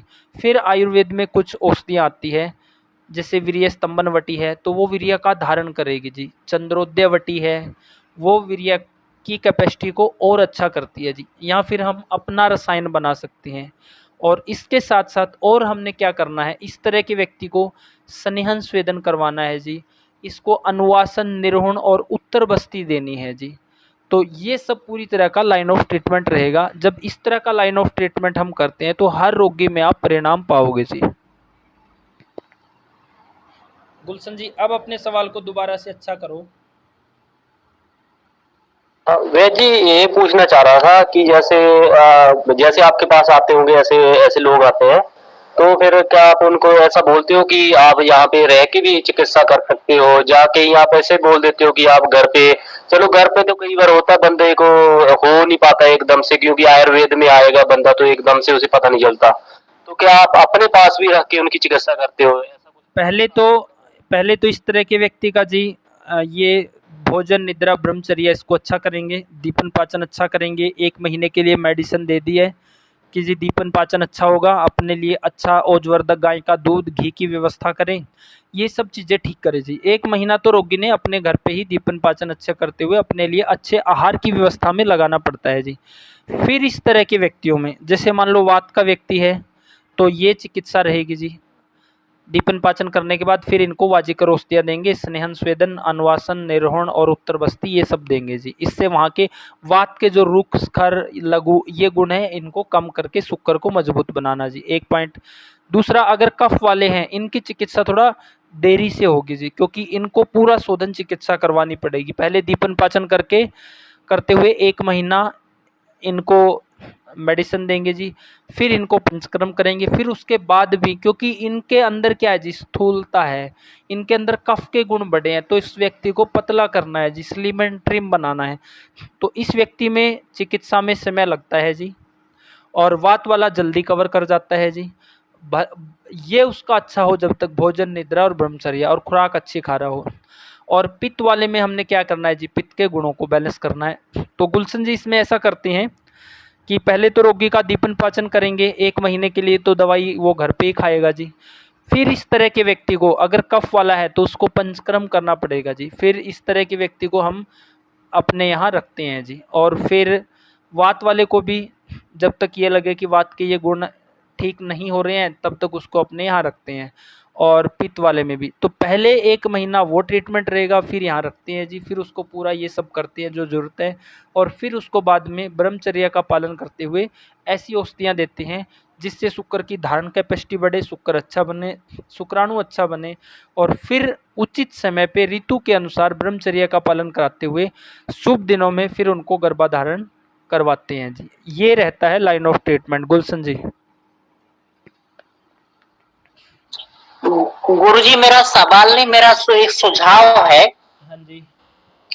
कि अभी का जो खाने पीने का परिवेश ऐसा है कि जैसे आप दीपन पाचन करने के लिए भी लोगों को घर से ही बोल देते हैं, लेकिन अभी 60% परिवेश ऐसा है कि लोग दीपन पाचन ही अपने लोकल एरिया में उस तरह की वस्तुओं को नहीं जुटा सकते, और मिलावट मिलेगा तो उसका अच्छा रिजल्ट नहीं आएगा। तो अगर आप अपना सेंटर थोड़ा सा बढ़ाइए और पूरा 1 महीने की मॉनिटरिंग में उनको रखिए, तो ये ज्यादा अच्छा, लोगों को एक अच्छा विश्वास बनेगा और ये वहां कर सकते हैं। जैसे बहुत से लोग हैं उनको शुद्ध दूध ही नहीं मिलता है, तो वो कैसे अब आगे बढ़ेगा। और बहुत सी चीजें हैं जो उनको अपने लोकल एरिया में शुद्धता नहीं मिलती, तो फिर उसका मन भटक जाता है, फिर वो आपकी दवाइयां भी नहीं लेना शुरू करता, बोलता है सब अगर मिलावट मिलेगा तो मेरा दवाइयां लेने का मतलब क्या। अच्छा सवाल है मोनू जी, लेकिन इसमें समस्याएँ क्या आती है जी? मान लो जैसे जिस शहर में हम रह रहे हैं, ये एक महँगा शहर है जी, बड़ा शहर है। यहाँ पे अगर कोई किराए पे ही रहेगा, अगर कमरा लेके, या चलो हमारे पास भी रहेगा, तो यहाँ पे व्यक्ति का खर्चा बहुत ज़्यादा बढ़ जाता है जी। उससे कम खर्चे में अगर वो अपने घर पे व्यवस्था करे तो वहाँ व्यवस्था हो जाती है जी। तो उसको देखो, व्यवस्था तो क्या करनी है जी, शुद्ध खाने-पीने की, लेकिन वो जो खर्च है वो यहाँ पे वो चिकित्सा में ही खर्च दिखाई देगा जी। वो घर पे करेगा तो अपना वो बैलेंस चीज़, ज़रूरी चीज़ों को ही ठीक कर रहा है जी, जो बेसिक चीज़ें हैं उनको ही ठीक कर रहा है जी। यहाँ वो चिकित्सा बहुत महँगी उसके लिए हो जाएगी, और महँगी दिखेगी भी और लगेगी भी, लेकिन वहाँ पे वो उसका बैलेंस बजट है जो वहाँ पे ठीक-ठाक रहता है। मनोज जी, ये समस्या आती है। अब किसी रोगी को, इस तरह के रोगी को 1 महीना लग जाता है, किसी को 2 महीने, किसी को 3, कई-कई रोगियों को 6 महीने तक भी लग जाते हैं जी, जो नील शुक्राणु के रोगी हैं। उनमें क्या होता है कि कई बार एकदम से जंप कर जाते हैं, फिर वो कम हो जाते हैं, फिर धीरे-धीरे जंप करते हैं, तो इसमें 6 महीने तक लग जाता है जी, नील शुक्राणु के रोगियों में ऐसा देखा गया है जी। तो इसलिए वो चिकित्सा महँगी पड़ जाती है, इसलिए घर पे व्यवस्था करनी ही पड़ेगी, एक ना एक दिन तो करनी ही पड़ेगी मनोज जी। जी जी। वैद्य जी, मेरा एक दो प्रश्न है। हाँ जी। सबसे पहला तो प्रश्न ये है कि मान लो किसी के शुक्राणु बिल्कुल नील हो गए हैं, तो उसके लिए कोई औषधि का नाम आप सुझाएं, जैसे किसी फार्मेसी की औषधि कोई। और दूसरा, मान लो उसके लिंग की नसें बिल्कुल ही नसें ही मर गई हैं बिल्कुल, तो उसके लिए मतलब क्या करना पड़ेगा, कोई ऑयल वगैरह या क्या कुछ करना। ठीक है, अच्छा सवाल है जी, बिल्कुल जायज़ सवाल है, क्योंकि इस तरह के ही रोगी आते हैं जी और ना चिकित्सा हो पाती है और बहुत पैसा वो खो देते हैं इस तरह के ट्रीटमेंट में। अनाप-शनाप ट्रीटमेंट मिलता है जी, ये खा लो 10 दिन में ऐसे हो जाओगे, वैसे हो जाओगे, कुछ नहीं हो पाता है जी। या जब तक दवाई खाते हैं तब तक ही असर रहेगा। तो पहला तो मनोज जी सवाल बहुत जायज़ किया है कि पहले हम हेतु देखेंगे जी। अब ज़्यादातर इरेक्शन की कमी किस में आती है जी? जो ज़्यादातर 90% लोगों में ऐसा देखा गया है, तनाव की कमी किन में है जी? कफ वालों के अंदर। क्यों है जी? खाने का टाइम नहीं है, ऐसे में खाते हैं, बहुत ज़्यादा खाते हैं, शरीर में आलस है। जब स्थूल गुण बढ़ा है तभी वहाँ पे स्थूलता आती है जी। तो उनमें उनमें क्या करना है जी? कोई ऐसी दवाई अकेली काम नहीं करेगी कि जी जो दवाई है उसको घोड़े की तरह बना देगी। उसमें जिन गुणों से स्थूलता आई है, मतलब इरेक्शन गायब ही हो गया है, जिस कारणों से स्थूलता आई है, जब तक उन कारणों को ठीक नहीं करेंगे और शरीर को बैलेंस में नहीं लेके आएंगे, तो जो ऑयल बताएंगे या औषधियाँ बताएंगे वो काम नहीं कर पाएगी। मनोज जी, इस पे आप क्या बोलेंगे? वैद्य जी, इस पे ये बोलूंगा मैं कि मान लो उसमें जो मैं समझाने का प्रयास कर रहा हूँ ना जी, अब आप मान लो किसी व्यक्ति के तनाव नहीं है जी, इरेक्शन की कमी है लिंग में, वो क्यों आई है जी? वो दवाइयों के अभाव में तो आई नहीं है। उसके हेतु अलग है ना। अगर हम केवल डायरेक्ट ले जी, ये तेल है, ये लगाओ, ये हो जाएगा, वो हो जाएगा, नहीं होगा जी, बिल्कुल भी नहीं होगा, क्योंकि हमें हेतु ढूंढने पड़ेंगे कि भाई स्थूलता आई क्यों है। हो सकता है उसको शुगर हो सकता है उसको थायराइड हो सकता है वो ओवरवेट है और शरीर में स्थूलता है। तो इन गुणों को पहले बैलेंस करना पड़ेगा। अब बोलो मनोज जी। जी बिल्कुल ठीक बोला है वैद्य जी। हम शॉर्ट टर्म में काम नहीं कर सकते, वो काम भी करेंगे कि हम ऐसा ऑयल भी बताएंगे, क्योंकि जिस तरह से स्नेहन करने से, मालिश करने से पूरे शरीर में एक ताकत आती है, एनर्जी आती है, शरीर को अच्छा फील होता है। तो आयुर्वेद में कुछ ऐसे ऑयल भी है जिनकी मसाज करने से वहाँ इरेक्शन अच्छा हो जाता है। लेकिन जब तक हम कारणों को ठीक नहीं कर पाएंगे, अकेले उससे कुछ लाभ नहीं मिलेगा जी। फिर यही सवाल लेव जी वैद्य जी ने भी बता दिया, ये नुस्खा भी फेल। वो फेल इसलिए है जी क्योंकि हम बेसिक चीज़ों को ठीक नहीं कर पा रहे हैं। तो हमने शॉर्ट टर्म में चिकित्सा नहीं देखनी है जी, चिकित्सा हम लॉन्ग टर्म में कर पाएंगे जी। पहले हम हेतुओं को बंद करेंगे, शरीर को बैलेंस में लेके आएंगे और फिर जाके इन सब का नंबर आता है जी। अब मान लो ये दो व्यक्ति हमारे पास ऐसे हो सकते हैं, एक हमारे पास दुबला पतला व्यक्ति सामने खड़ा है, एक भारी व्यक्ति खड़ा है जी। दोनों की ही मैथुन शक्ति कमजोर है जी। अब एक में क्यों कमजोर है, दूसरे में क्यों कमजोर है, क्या समझ में आ रहा है मनोज जी? एक भारी एक पतला है, दोनों में ही कम मैथुन शक्ति अच्छी नहीं है, तो क्या करोगे आप? क्या दोनों में एक ही लाइन ऑफ ट्रीटमेंट रखोगे? नहीं वैद्य जी, इसमें जो पतला है उसका तो वात का रुक्ष गुण बना है, तो उसका जो ओज है, वीर्य है, उसका सुखा दिया है उस वजह से। और कफ में उसका जो आम है जो वो ज्यादा बढ़ गया है और उस वजह से मोटापा शरीर में आ गया है और अन्य व्याधियों ने घर कर लिया है, इस वजह से भी। बिल्कुल जी, हाँ डाल दो जी आप एक बार।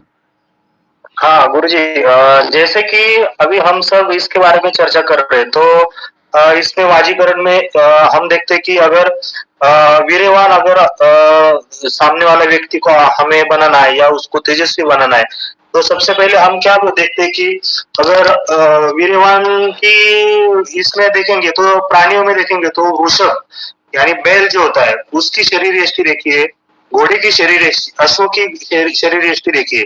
देखिए वो कभी भी स्थूल नहीं देखेंगे आपको, कभी भी वो आपको ऐसा मतलब सुडौल बहुत ज्यादा मतलब ओवरवेटेड है ऐसे नहीं दिखेंगे। वो उनकी बॉडी लैंग्वेज एकदम स्लिम ट्रिम रहती है और वो दौड़ने में बहुत मतलब ताकतवर होते हैं। तो उनकी बॉडी लैंग्वेज के हिसाब से अगर हम मानवीय शरीर का अगर थोड़ा सा उसको देखेंगे तो हमें उस पेशेंट को, उस व्यक्ति को ठीक उसी तरह ही हमको उसको बनाना है। अगर वो ओवरवेटेड है ये है तो उसको सिर्फ बाजी करना उसे दे देंगे तो उसको कुछ फायदा ही नहीं होगा उसका। आपको देखना है कि इसको घोड़े के जैसा या बैल के जैसा इसको पहले बनाना है, उसकी शरीर यष्टि को आहार से, व्यायाम से, तभी जाके आपकी बाकी की दवाइयां उसके ऊपर वो बहुत जल्दी काम करेगी। लेकिन जब अगर आपने उसकी शरीर यष्टि के ऊपर ध्यान नहीं दिया, उसके आहार विहार पे ऊपर ध्यान नहीं दिया, तो हम सिर्फ बाजीगर नाव से देंगे तो उसका और अपना खुद का समय और पैसा सब बर्बाद कर देंगे। बराबर ना गुरुजी? बिल्कुल सही बोला है जी। तो मनोज जी इस क्लास में यही डिस्कस करने की कोशिश कर रहे हैं कि भाई हमने कोई शॉर्ट टर्म फार्मूला नहीं पकड़ना है जी। अगर हम शॉर्ट टर्म पकड़ने की कोशिश करेंगे तो हम अपना समय, पैसा और शरीर वेस्ट ही करेंगे जी। पहले ठंडे दिमाग से ये सोचना है कि गड़बड़ी कहाँ से बन रही है, क्योंकि दवाइयों के अभाव में गड़बड़ी नहीं बन रही है कि जल्दी से दवाइयाँ खाना शुरू कर दें। इसमें इतना डिटेल में क्यों पढ़ रहे हैं जी? क्योंकि हमने क्या पढ़ा जी, पहले मैथुन शक्ति अच्छी करना। वो कब होगी? जब शरीर अच्छा होगा। जब तक शरीर ही नहीं अच्छा होगा तो ये काम नहीं हो पाएगा जी। तो जैसे हमारे सामने दो व्यक्ति ऐसे खड़े हैं जिनमें मैथुन शक्ति की कमी है, एक पतला है, एक भारी है। अब पतला रिलेशन क्यों नहीं बना पा रहा है जी? क्योंकि कमजोरी इतनी ज़्यादा है। अब भारी क्यों नहीं बना पा रहा है जी? क्योंकि स्थूलता है उसके अंदर, इरेक्शन ही नहीं है। अब क्या दोनों में ऑयल काम करेगा? क्या वाजिकर औषधियाँ काम करेगी? नहीं करेगी जी। पतले में हमने दीपन पाचन करके ताकत बढ़ानी है जी, खूब दूध घी अच्छा अच्छा वो खिलाना है, फिर वाजिकर औषधियाँ देंगे और फिर वो तेल देंगे जी जिससे मसाज की जा सके, जिससे इरेक्शन बढ़ सके जी। तो इस तरह का रहेगा। और भारी में क्या होगा जी? उसमें किन कारणों से स्थूलता आ रही है, पहले उन सबको बैलेंस करेंगे जी, उसको स्लिम एंड ट्रिम बनाएंगे तो उसको कम दवाइयों में भी काम चल जाएगा जी। खाने के लिए ज़्यादा दवाइयाँ नहीं देनी पड़ेगी क्योंकि अधिक खाने से ही तो उसके अंदर स्थूलता आई है। तो उसके लिए केवल शरीर को स्लिम ट्रिम बना के फिर लगाने वाली जो हम औषधियों की बात करते हैं वो सब हम दे सकते हैं। तो जैसे आपका सीधा सा सवाल था कि बस कोई लगाने के लिए दे दे, कोई खाने के लिए, हमने व्यक्ति में अगर हम केवल दवाइयों पे जाएंगे तो हम चिकित्सा नहीं कर पाएंगे जी। अगर हम हेतु संप्राप्ति को समझते हुए उसको ठीक करेंगे तो कफ के व्यक्तियों में तो ये देखते हैं जी, जब उनके अंदर स्थूलता खत्म होती है, आलस खत्म होता है। जैसे हमने वो श्लोक क्या पढ़ा था जी, एक श्लोक में हमने कफ की संप्राप्ति पढ़ी थी कि शरीर में कफ दोष बढ़ने से, कफ के गुण बढ़ने से मंद अग्नि होगा, आम बनेगा, रसवाही स्त्रोतों में या पूरे शरीर में ब्लॉकेज होगी, और फिर क्या होगा जी, अंतों की गति में धीमापन जो वहाँ लिखा था, वो केवल अंतों की गति में नहीं होगा जी, वो महिलाओं के यूट्रस में भी होगा, वो पुरुषों के लिंग में भी होगा, वो हार्ट में भी होगा, वो लीवर प्लीहा में भी, हर ऑर्गन में होगा जी वो। तो वहाँ से संप्राप्ति ठीक करनी पड़ेगी जी। अकेला शॉर्ट टर्म में हम सोचेंगे कि कोई दवाई बता दे, उससे बात नहीं बनेगी जी। तो पूरी तरह से यही होता है जी। कई बार जब क्लास शुरू करते हैं ना जी, नया नया बैच, तो उसमें बहुत बच्चे होते हैं, यही देखने के लिए जी, इस बीमारी के लिए इन दवाइयों का पता चलेगा, इसके लिए इनका, इसके लिए इनका। लेकिन अकेले दवाइयों से चिकित्सा नहीं होती जी। अगर होती तो आज सब स्वस्थ होते जी, कोई बीमार नहीं होता। अब चिकित्सा होगी जी हेतु और संप्राप्ति को समझने से और उनको दूर करने से जी। अब कोई सवाल मनोज जी? नहीं जी, बिल्कुल सही बताया वैद्य जी आपने, धन्यवाद।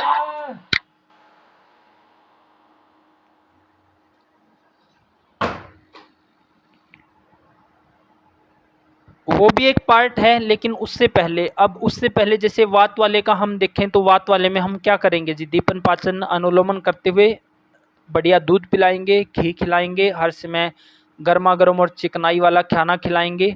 फिर इस तरह के व्यक्तियों को हम स्नेहन स्वेदन भी करेंगे ताकि पूरी तरह से वो गुण बैलेंस में आए। फिर उसको अनुवासन बस्ती देंगे, निरोहण बस्ती देंगे और उत्तर बस्ती भी देंगे जी।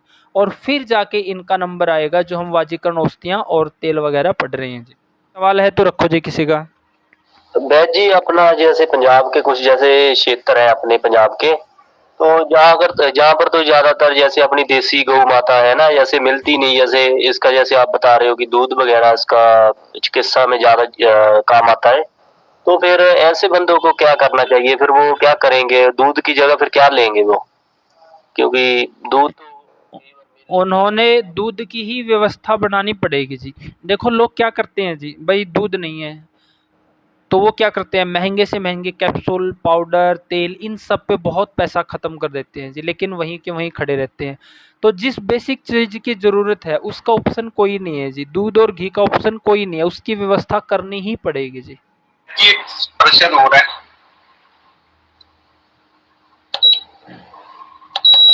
एक मिनट जी, गुलशन जी आप क्या बोलना चाह रहे हैं इसके ऊपर?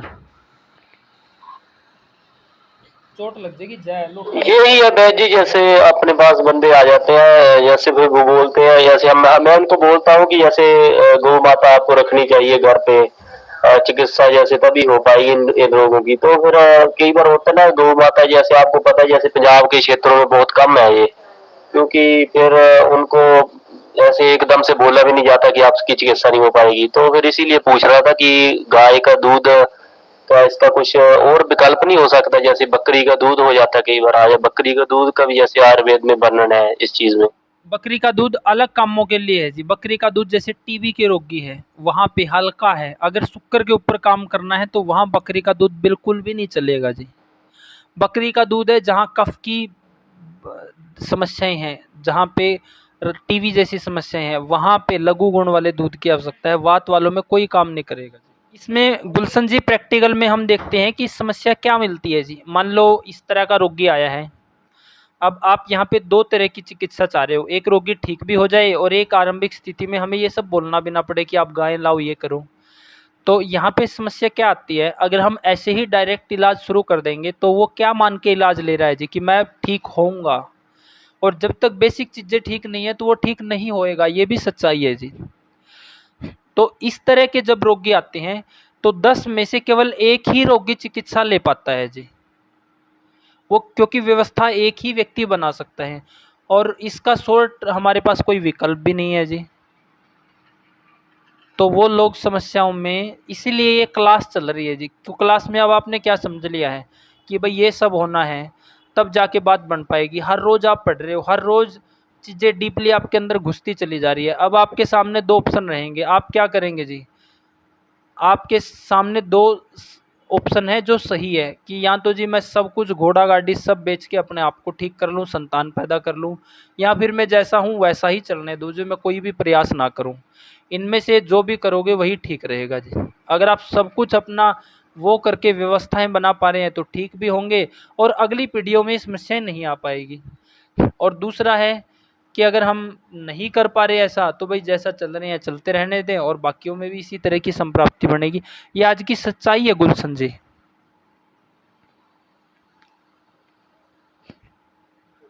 वैश्विक समस्या बन गई है अभी।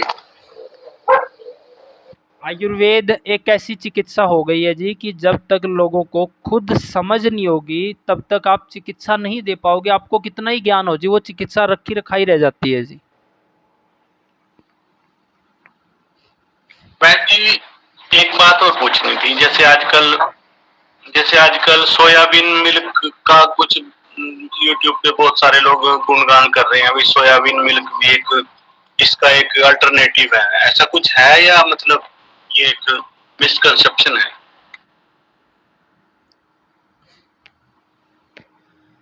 क्या है जी, गाय के दूध के विकल्प में लोग क्या करते हैं, कोई बोलेगा जी कि नारियल का दूध बना लो, कोई मिलावट नहीं है, आपने नारियल लाया अपने घर पे दूध, कोई ऑप्शन नहीं है जी, वो उसी की दही बना लो, उसी का सब कुछ कर लो, बिल्कुल ही भी ऑप्शन नहीं है जी वो गाय के दूध और घी का। कुछ लोग बोलेंगे जी हमारे पास गाय हैं और ले हमने दूध का अर्क बना दिया है जी।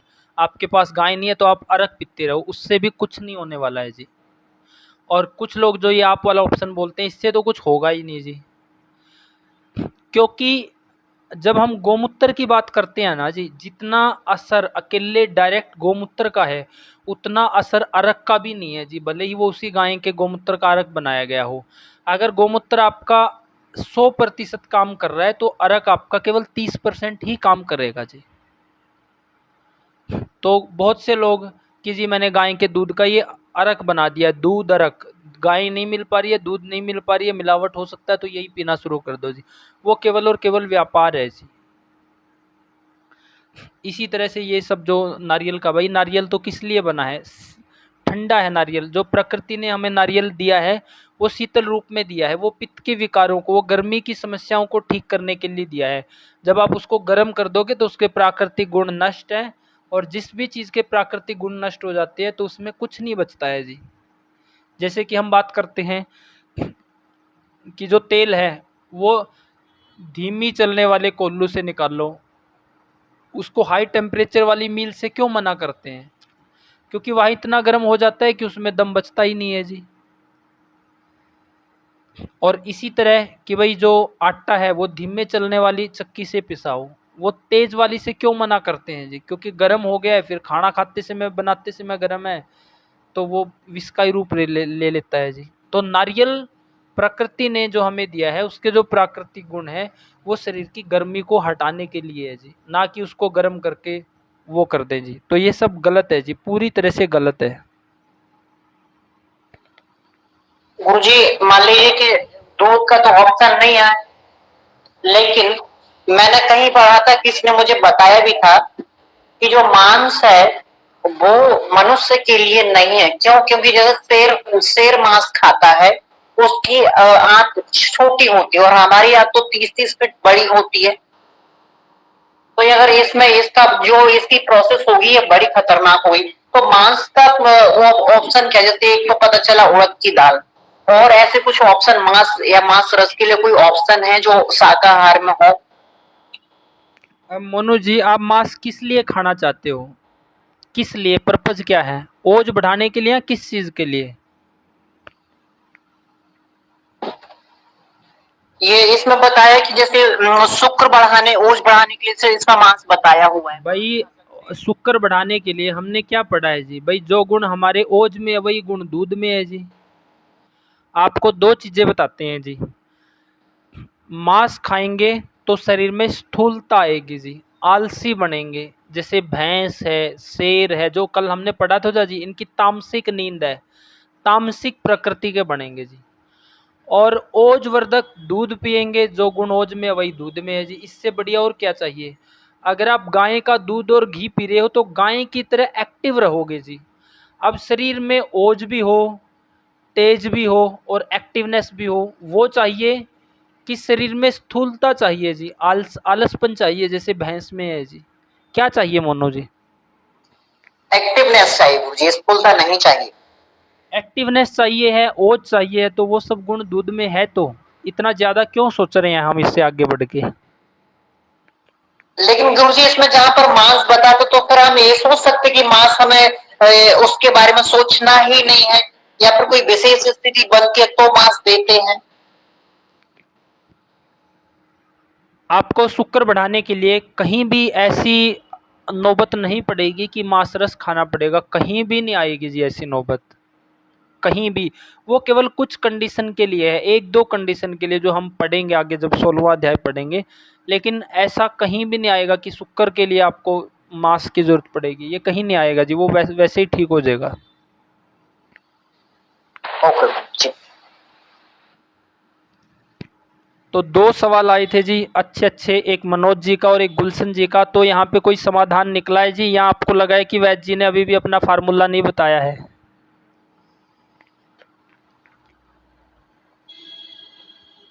गुलशन जी और मनोज जी। अवैध जी वैसे तो हम सेटिस्फाइड हैं, लेकिन फिर भी कोई अगर फार्मूला बता दो तो अच्छा ही है। देखो फार्मूले तो बता देंगे, लेकिन फार्मूले से कुछ होना नहीं है। अब मान लो आप जो लोग पढ़ रहे हो, आप किस किस तरह के लोग हो जी? आप इस तरह के लोग हो, आप किसी ना किसी विचारधारा, किसी ना किसी व्यक्तित्व, किसी ना किसी आंदोलन से प्रेरित है जी। अब आप बताओगे भी किस तरह के लोगों को? ऐसे ही लोगों को जो किसी व्यक्तित्व से जुड़े हैं, किसी विचारधारा से जुड़े हैं, किसी आंदोलनकारियों से जुड़े हैं। उनको आप गलत चीज़ ना ही बताएं तो अच्छा है जी, आधा अधूरा भी ना बताएं उनको अच्छा है जी। उनको केवल केवल और केवल पूरा ही बताओ, ले भाई तू मेरी विचारधारा का है और ये रास्ता है, कर सके तो कर ले, नहीं तो जैसा है वैसे ही रहो जी। तो वो करेगा जी, लेट करेगा, जब समझ आएगी करेगा। लेकिन आधा अधूरा आप केवल फार्मूला दे दोगे तो वो ये बोलेगा कि जी आपके आयुर्वेद ने कुछ नहीं किया है जी। वैद्य जी एक बात बताना चाहते हैं कि ये देखो, आपने हमें अंधेरे से प्रकाश की तरफ आप लेके गए हैं। इससे पहले हम सिर्फ यूट्यूब के नुस्खों से गलत सोच विचार हमने बना लिया था। चलेंगे तो हम अब उसी मार्ग पे जो आपने दिखाया है, ठीक है, वही मार्ग हमने पकड़ लिया जो आपने दिखाया और बहुत अच्छा लगा हमें। तो उसी मार्ग पे चलेंगे जो आप बता रहे हो हमें। मैं आपको एक बात और बताना चाहता हूँ जी, बहुत गहरी बात है कि देखो पिछले कुछ टाइम से, पिछले 4-5 साल में बहुत ज़्यादा बदलाव हुआ है जी। बदलाव ये हुआ है कि जब अब लोगों ने भी ये महसूस करना शुरू कर दिया है कि जितनी भी एलोपैथी की दवाइयाँ हैं ना जी, उनका प्रभाव बहुत कम हो गया है, वो काम ही नहीं कर पा रही है जी।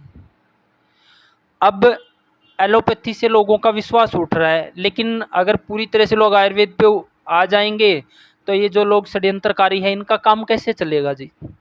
तो इन्होंने बीच में कुछ सिस्टम ऐसे घुसा दिए हैं जी कि वो लगते तो हमें लोग अपने ही हैं कि जी ये तो मेरे ही लोग हैं, मेरी ही विचारधारा की बात करने हैं, तो हम उन पे आँख मूंद के भरोसा कर लेते हैं जी। और वही लोग, उनका भी टारगेट वही है जी कि वहीं पे पहुंचाना है। मैं आप लोगों को ये नहीं कह रहा जी मेरी बातों को आप मानो, मैं आप लोगों को ये कह रहा हूँ कि जो शास्त्र है उसका अनुसरण करो आप। ठीक है, आपको शास्त्र समझ नहीं आया, मैंने पढ़ा दिया है जी, जो पढ़ा दिया है फिर उसको 2-3 बार पढ़ो, क्या ये बात सही है और ये क्या लाइन ऑफ ट्रीटमेंट इसी तरह से ही हो रहा है? क्या इस तरह के रोगियों को ठीक करने के लिए पहले भोजन को ही ठीक करना पड़ेगा? क्या नींद और इसको ही ठीक करना पड़ेगा फिर दवाइयों का नंबर है? या कोई डायरेक्ट ऐसा भी मेथड है? जैसे पिछले कुछ टाइम से क्या चला है जी, 2-3 पैथियाँ चली है। एक तो ये चला है जी कि कोई भी रोगी आया, किडनी फेलियर है, ये है वो है, उसको गर्म पानी में बिठा दो ठीक हो जाएगा जी। आजकल उनके क्या हाल है अगर आप देखेंगे उनके ही यूट्यूब पे और उस पे, और ऐसा हो भी नहीं सकता है जी क्योंकि वहाँ लाइन ऑफ ट्रीटमेंट नहीं बन रहा है जी। और उनकी क्या कहानियाँ है जी, मतलब लोग वहीं पे ही जा रहे हैं जी। उन लोगों ने उस दौर में जब ये षड्यंत्र चले बड़ी अच्छी बातें हुई, लेकिन एंड में वहीं पे जा रहा है जी। आज के समय में भी आपको बताएं जी, जो ये आंदोलन चल रहे हैं कि जी, आपको एक मोटी सी बात बताएं जी कि जो भी विपक्ष में होगा, वो कोई भी हो, वो लोगों के भले के ही मुद्दे उठाएगा, लेकिन तब तक ही जब तक वो विपक्ष में है। जब उसके पास पावर आती है तो वो सब भूल जाता है जी। जब तक केवल विपक्ष में है वो तब तक ही आपके भले के मुद्दे उठाता है और हमें लगता है यही हितैषी है। और वही फिर गड़बड़ हो जाती है। अब ये व्यवस्था में क्या चल रहा है जी, जिस व्यवस्था से हम सब परेशान हैं, अब ये व्यवस्था आगे इस तरह से बदल रही है। अभी तक की कंडीशन क्या थी जी, कि आपको आईपीएस बनना है, कुछ भी बनना है तो आपके पास क्वालिफिकेशन होनी चाहिए, योग्यता होनी चाहिए। और अगर अगर आपने देश का प्रधानमंत्री बनना है, मुख्यमंत्री बनना है, तो आप अनपढ़ हो तो भी चलेगा जी। लेकिन अभी धीरे धीरे माहौल वही व्यवस्था वाले इस तरह से चेंज कर रहे हैं कि भाई अब आपके सामने ऐसे लोगों का समूह दिखाया जाएगा जो आपको लगेगा जी हाँ, ये तो पढ़े लिखे हैं और ये तो सब चीज़ों को बदल देंगे जी। क्योंकि अब लोग उन चीज़ों से उब गए हैं कि जी इनके पास क्वालिफिकेशन नहीं है, इनके पास ज्ञान नहीं है, इनके पास ये नहीं है। अब ऐसे लोगों को मोहरा बनाया जाएगा जिनके पास ज्ञान है, समझ है, और अंत में हर बार एक नया विकल्प ही उभर के आता है जी। क्यों? क्योंकि पुरानी चीज़ों से लोग बोर हो चुके होते हैं और उनको कुछ नया चाहिए होता है। आजकल के भी आप कुछ टाइम के बाद देखोगे, अभी तो किसी के बारे में क्या बोल रहे हैं जी, बहुत से जो आजकल आंदोलन चल रहे हैं उसमें भी कुछ लोग ऐसे हैं जिनको वहीं से फंडिंग हो रही है जी, और वो उन्हीं के ही लोग हैं जी, जिनको हम बिल्कुल अपना मान के बैठे हैं। वहीं से फंडिंग है, उन्हीं के लोग हैं, लोगों का फिर से समूह बनेगा, लोगों का फिर से, जैसे अगर आप देखेंगे पीछे क्या हुआ जी, एक नई पार्टी उभरी हरियाणा में जिसका नाम था जननायक जनता पार्टी। वो उन्हीं के साथ घुस गई और उन्हीं के साथ वही चीज़ें चल रही है जी। और जो अब हमें अपने लोग लग रहे हैं वो भी वहीं से आए हुए हैं जी, फंडिंग वहीं से है। आप जब अपने लेवल पे थोड़ा सा करोगे तो आगे जब नई व्यवस्थाएं चेंज होगी वहाँ भी उन्हीं के लोग ही आपको सामने मिलेंगे। तो मैं तो आपको ये कहना चाह रहा हूँ जी, जो कुछ भी आपने करना है अपने तरीके से ही समझना है और करना है। अब जैसे अगर आप लोगों ने ये डायलिसिस वाले जो बड़ा चलता था कि नो ट्रांसप्लांट नो डायलिसिस, हफ्ते में ठीक हो रहे हैं, ऐसे ठीक हो रहे हैं, उनका क्या सच है? कुछ वीडियो भेजेंगे जी आपको, आप देखना जी।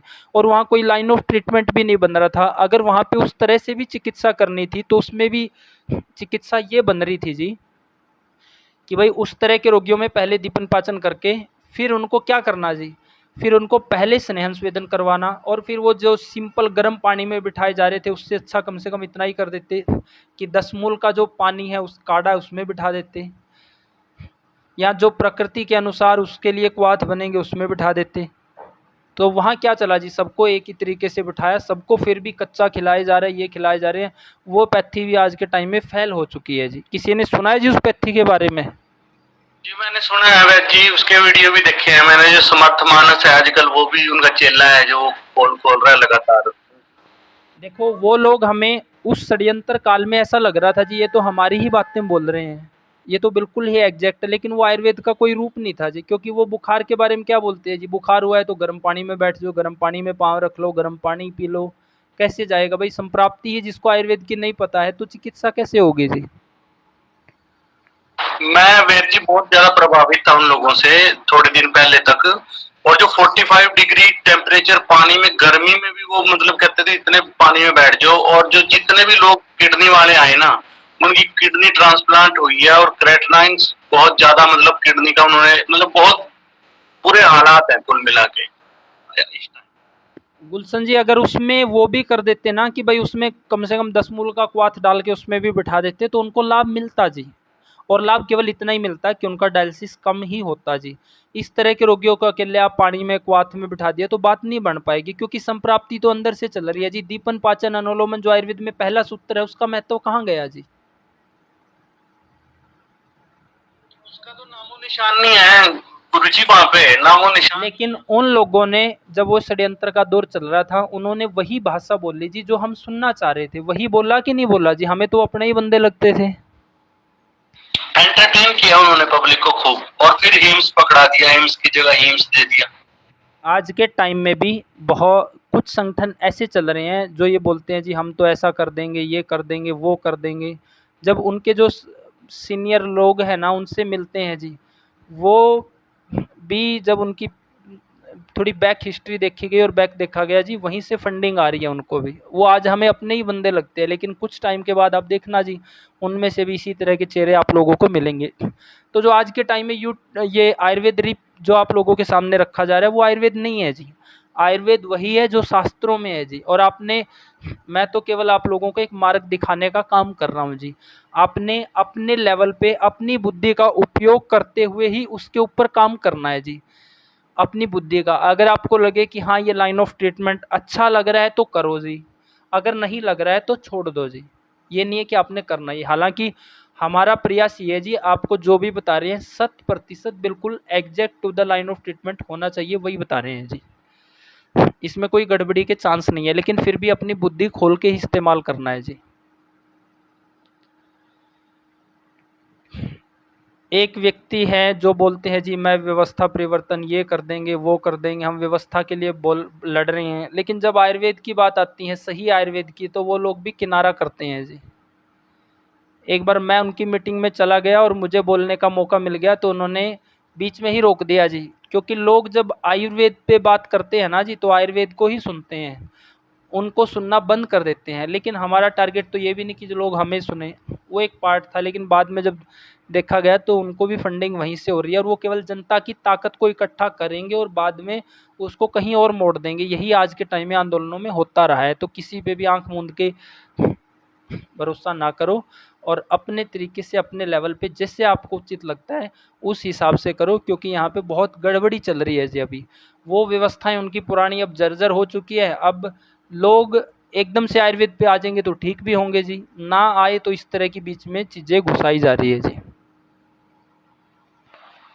गुरु जी, इसमें जो पतंजलि का क्या कैसा क्या मानेंगे, इस बारे में थोड़ा प्रकाश डालेंगे आप? आपको क्या लगता है जी?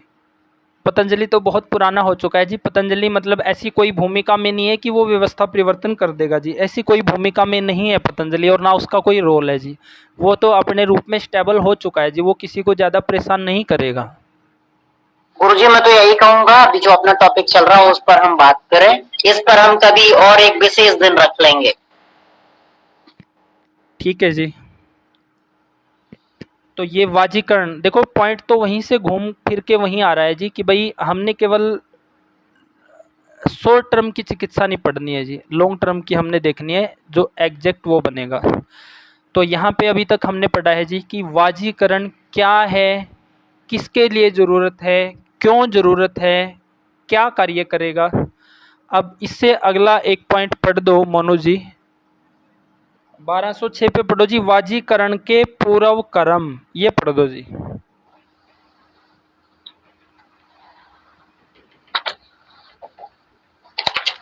गुरुजी, हिंदी के कारण थोड़ा सा मुझे पेज नंबर ढूंढने में प्रॉब्लम। पेज नंबर 1207, जो हम आरंभ में पढ़ना जहाँ से हमने शुरू किया था जी।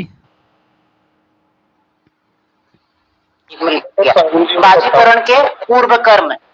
यदि बाजीकरण प्रयोग की आवश्यकता हो तो सबसे पहले स्नेहन, स्वेदन कर बवन विरेचन कराकर शरीर शुद्धि करें।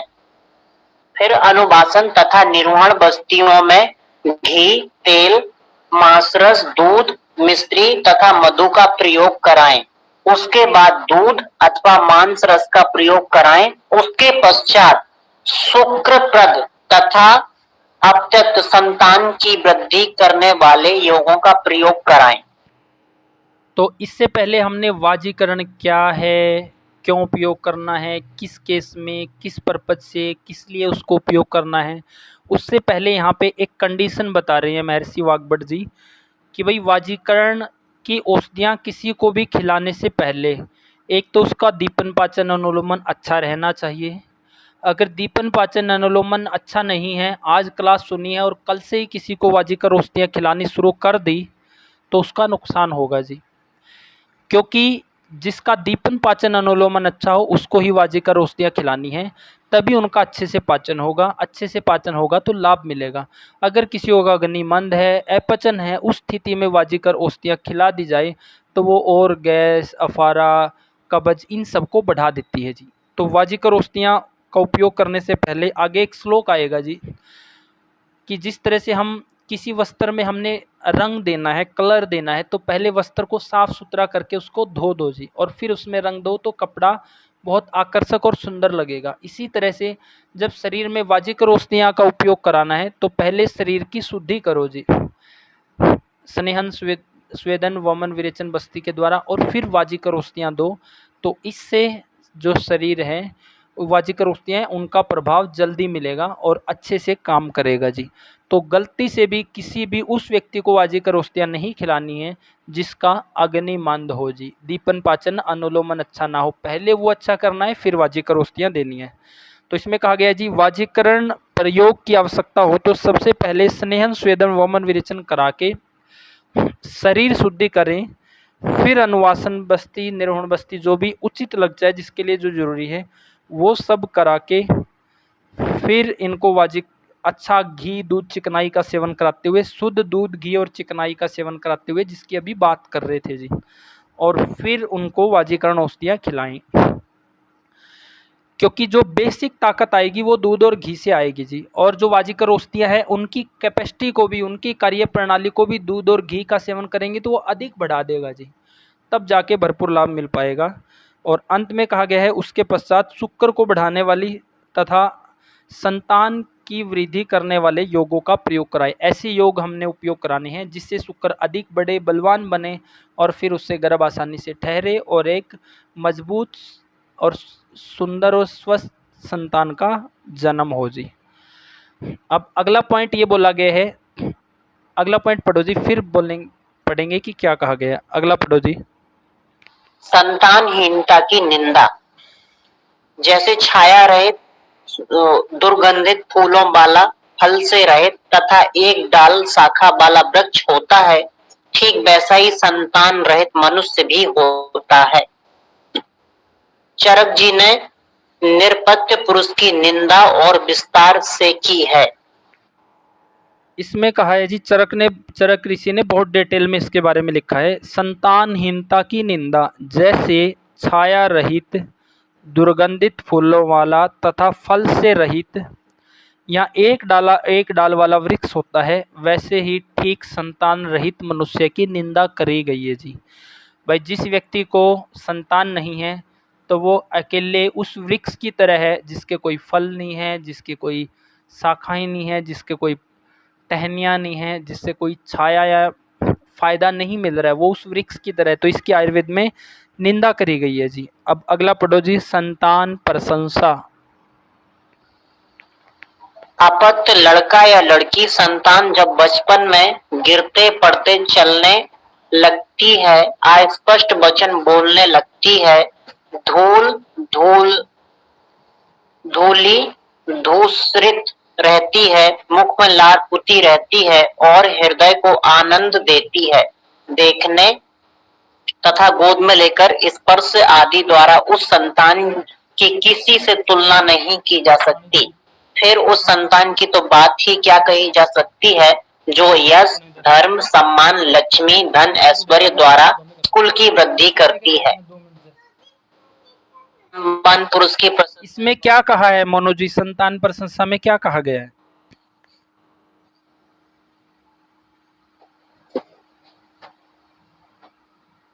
संतान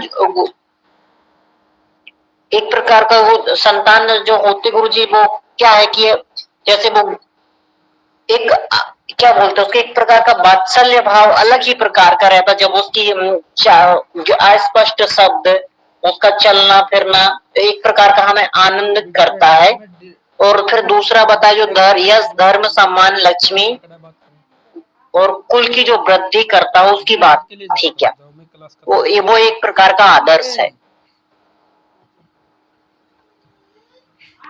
बिल्कुल जी। इसमें ऐसा कहा गया है कि जब भी मनुष्य जन्म लेता है तो उसके ऊपर 3 ऋण होते हैं, एक देव ऋण, एक ऋषि ऋण और एक अपना पितर ऋण।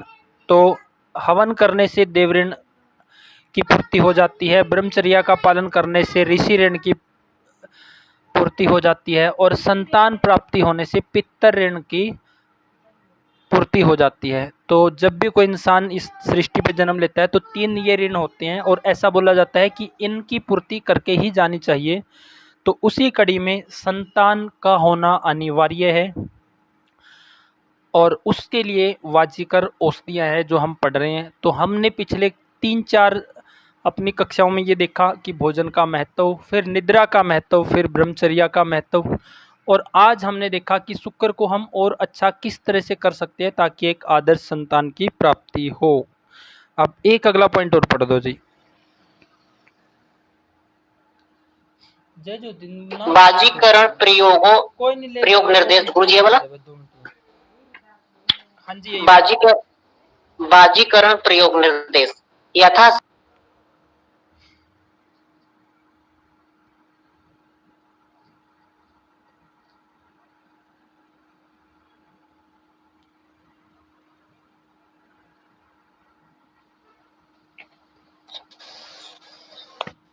इसमें कहा गया है जी, वाज्यकरण औषधियों का उपयोग कराने से पहले जितना संभव हो सके उतना शरीर की शुद्धि करके, संशोधन करके, शरीर को क्लीन करके फिर वाज्यकरण औषधियों का उपयोग कराए। और इतना सब कुछ पढ़ने के बाद हमारा जो निष्कर्ष निकला है कि भोजन से शरीर धारण होता है, शरीर का निर्माण होता है, शरीर की आयु बढ़ती है और निद्रा से भी यही कार्य होते हैं। और ब्रह्मचर्या का पालन करने से, ग्रस्त लोगों के लिए जो ऋतु के अनुसार बताया है उसका पालन करने से एक आदर्श संतान की प्राप्ति होगी और फिर हम सुखमय जीवन, इस तरह से सुखमय जीवन बिता सकते हैं। देखो, मृत्यु होनी तो सबकी स्वाभाविक ही है जी, लेकिन जब तक जिएं तब तक रोग ना हो, दुख ना हो, शारीरिक कष्ट ना हो, वो सबसे अहम है।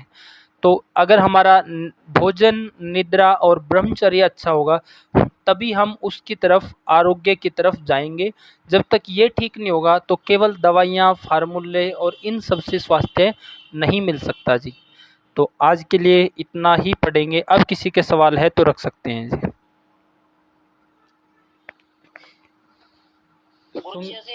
मेरा सवाल नहीं, मेरा अपने पर किया हुआ प्रयोग है कि जैसे आपने बताया था कि दूध एक प्रकार से संपूर्ण आहार है और उसमें हम घी डाल सकते हैं और इसको क्या नाम है इसका, सौंफ डाल सकते हैं, लेकिन हम उसमें गुड़ या खंड नहीं डाल सकते, नहीं तो हमें चर्म रोग होंगे।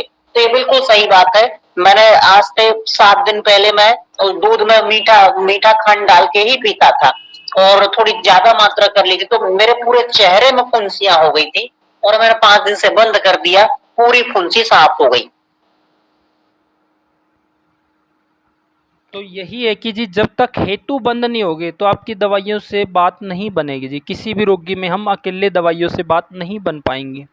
हमारा सबसे ज़्यादा फोकस हेतु और संप्राप्ति पे ही रहना चाहिए जी। सुमित जी, आपका कोई सवाल है? हैंड रेज किया हुआ है।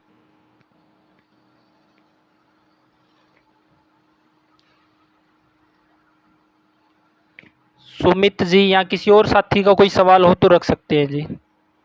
गुरुजी, रसनादी घृत में बकरी के मांस का उपयोग होता है या नहीं, ये जानना। इसके लिए आपने अष्टांग हृदय को पढ़ना है, उसमें रासनादी घी के कंटेंट दिए हुए हैं। फिर आप वैद्य रत्नम की जो साइट बताई है उसको आप खोलो, वहाँ पे आप ढूंढो। तो ये काम आपने करना है जी। हमने बता दिया कहाँ से आपको पता चलेगा जी। हाँ वैसे गुरुजी, एक प्रश्न है भाई, 10 बजे तक खत्म कर दूंगा। मैं लेट जुड़े था यार, 8 साढ़े 8 बजे क्लास में जुड़े था। गुरुजी, रखो जी, सवाल रखो। ये हमारे आयुर्वेद के अंदर जो मांस मदिरा का वर्णन आया है, तो क्या हमारी जड़ी बूटियों में, आयुर्वेदिक दवाई में ऐसा कोई ऑप्शन नहीं है जो कि उससे बढ़कर के काम कर सके? इसको आने वाली कक्षाओं में पढ़ेंगे जी, डिटेल में पढ़ेंगे आने वाली कक्षाओं में इसके बारे में। ठीक है, धन्यवाद। किसी का कोई सवाल जी आज से टॉपिक से रिलेटेड? हाँ जी गुरुजी, वाजीकरण औषधि जो होती है तो उनका इस्तेमाल करने का मतलब पेशेंट के ऊपर, तो उसका कम से कम एज ग्रुप और ज्यादा से ज्यादा एज ग्रुप कितना होना चाहिए ताकि हम उसको कुछ मर्यादा में उसमें काम कर सके? आयुर्वेद में ऐसा बोला गया है जी, शोधन चिकित्सा और वाजीकरण औषधियां हैं जो वो 16 से 70 साल के बीच में उपयोग कराओ जी।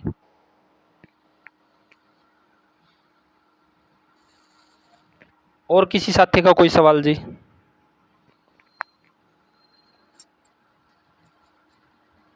गुरुजी, इसमें क्या है कि कोई भी रोगी अगर आता है तो अगर कोई भी रोगी जैसे इस तरह की जिसमें उसमें शुक्र नील है या वो बहुत ज्यादा स्थूल है या वो कमजोर है, तो उसमें सबसे पहले जैसे अभी हमने पढ़ा कि संकल्प अगर होता तो ये भी एक हमारे शरीर को पुष्टि करने का काम करता है, पोषण करने का काम करता है। लेकिन वो इस चीजों से हताश होता तो उसमें हम उसको कैसे विश्वास दिलाएं कि भाई आप जितनी खराब स्थिति में हो लेकिन आप ठीक हो जाओगे, इसके लिए हमें क्या क्या करना चाहिए? आप अंदर तो सामने वाले के घुस नहीं सकते, लेकिन शास्त्रोक्त जो हमने पढ़ा है जी, भाई ये आपकी स्थिति है, अगर ऐसे ही चलते रहा तो आगे ऐसे होगा। उसमें असाध्य शुगर हो सकती है, टीबी हो सकती है, मृत्यु आ सकती है। और इसको अच्छा करोगे तो ये तरीके हैं, ये ऑप्शन है, ये लाइन ऑफ ट्रीटमेंट है। इस हिसाब से उसको पहले केवल समझाने का फोकस करो कुछ टाइम, दवाइयाँ अभी ना दो। जब पूरी तरह से तैयार हो जाए वो, बार-बार उसको समझाओ। उसको क्लास इसीलिए तो है जी, अब आप लोगों का टॉपिक पूरी तरह से समझ है तो आप लोगों ने भी इतना डिटेल से एक व्यक्ति की काउंसलिंग करनी पड़ेगी। ये एक तरह से काउंसलिंग ही चल रही है आप लोगों की भी जी, काउंसलिंग और शास्त्रोक्त अध्ययन जी। तो यही काम करना पड़ेगा, मुझे तो यही तरीका सबसे अच्छा लगा है मोनू जी। जी जी गुरुजी। ये जय वाली आईडी से कौन जुड़ा है जी? जय वाली आईडी से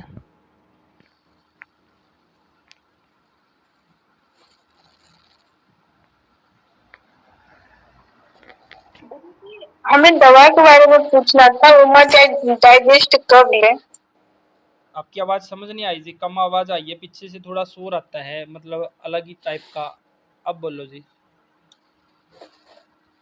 उमा डाइजेस्ट हमारी दवा थी, वो कब लेनी है, कितनी कैप्सूल लेनी है, बात कब? खाने से आधा घंटा पहले 2-2 गोली चूसने के लिए चूसना है जी उसको, अग्नि दीपन करने के लिए, दीपन पाचन को अच्छा करने के लिए, दीपन पाचन अनुलोमन के लिए जी। खाने से आधा घंटा पहले 2-2 गोली मुंह में रख के चूसनी है जी। और अष्टचूर्ण खाने के अंदर डाल के लेना है जी, दाल सब्जी में। पूरी डिटेल के लिए जो वात की चिकित्सा की वीडियो है वहाँ इसकी डिटेल जानकारी आपको मिल जाएगी जी। अब आने वाली कक्षाओं में कल की छुट्टी रहेगी जी, परसों से हम पित्त के गुणों को पढ़ेंगे जी। पित्त के बारे में अब हम पढ़ेंगे। बीच में हमने 2 चैप्टर लिए जी आहार के ऊपर जो हमारे थे, क्योंकि जब तक भोजन ठीक नहीं होगा, भोजन हमें पता ही नहीं है कि जी कब सड़ रहा है, कैसे सड़ रहा है, क्यों सड़ रहा है, क्या सड़ने के लक्षण है, पित्त वाले में, कफ वाले में भोजन सड़ने के, आम बढ़ने के क्या लक्षण है। जब तक हमें यही नहीं पता होगा तो हम चिकित्सा की तरफ नहीं जा सकते। और फिर जो शरीर का आधार है वो भोजन, निद्रा और ब्रह्मचर्या जी। तो आज के लिए इतना ही पढ़ेंगे गुरुदर्शन जी। अब आज की कक्षा का समापन करें जी।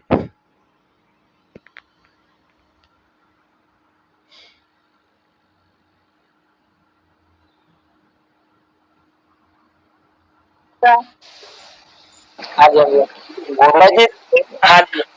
दवाई आपका आया था दोपहर में, आप बोले थे बताएं। आज थोड़ा बिजी था जी, कल पक्का बताएंगे आपको, कल पक्का बताएंगे, मैं फ़ोन करूँगा आपको जी। जी जी जी। तो आज जो है क्या है कि मैं संगरूर में हूँ, तो क्या है कि मैं लिंक, ये दूसरा हो गया था, लिंक पहले वाला नहीं था, तो कोशिश करेंगे पहले वाला लिंक पे मैं कल जोड़ दूँ सभी को।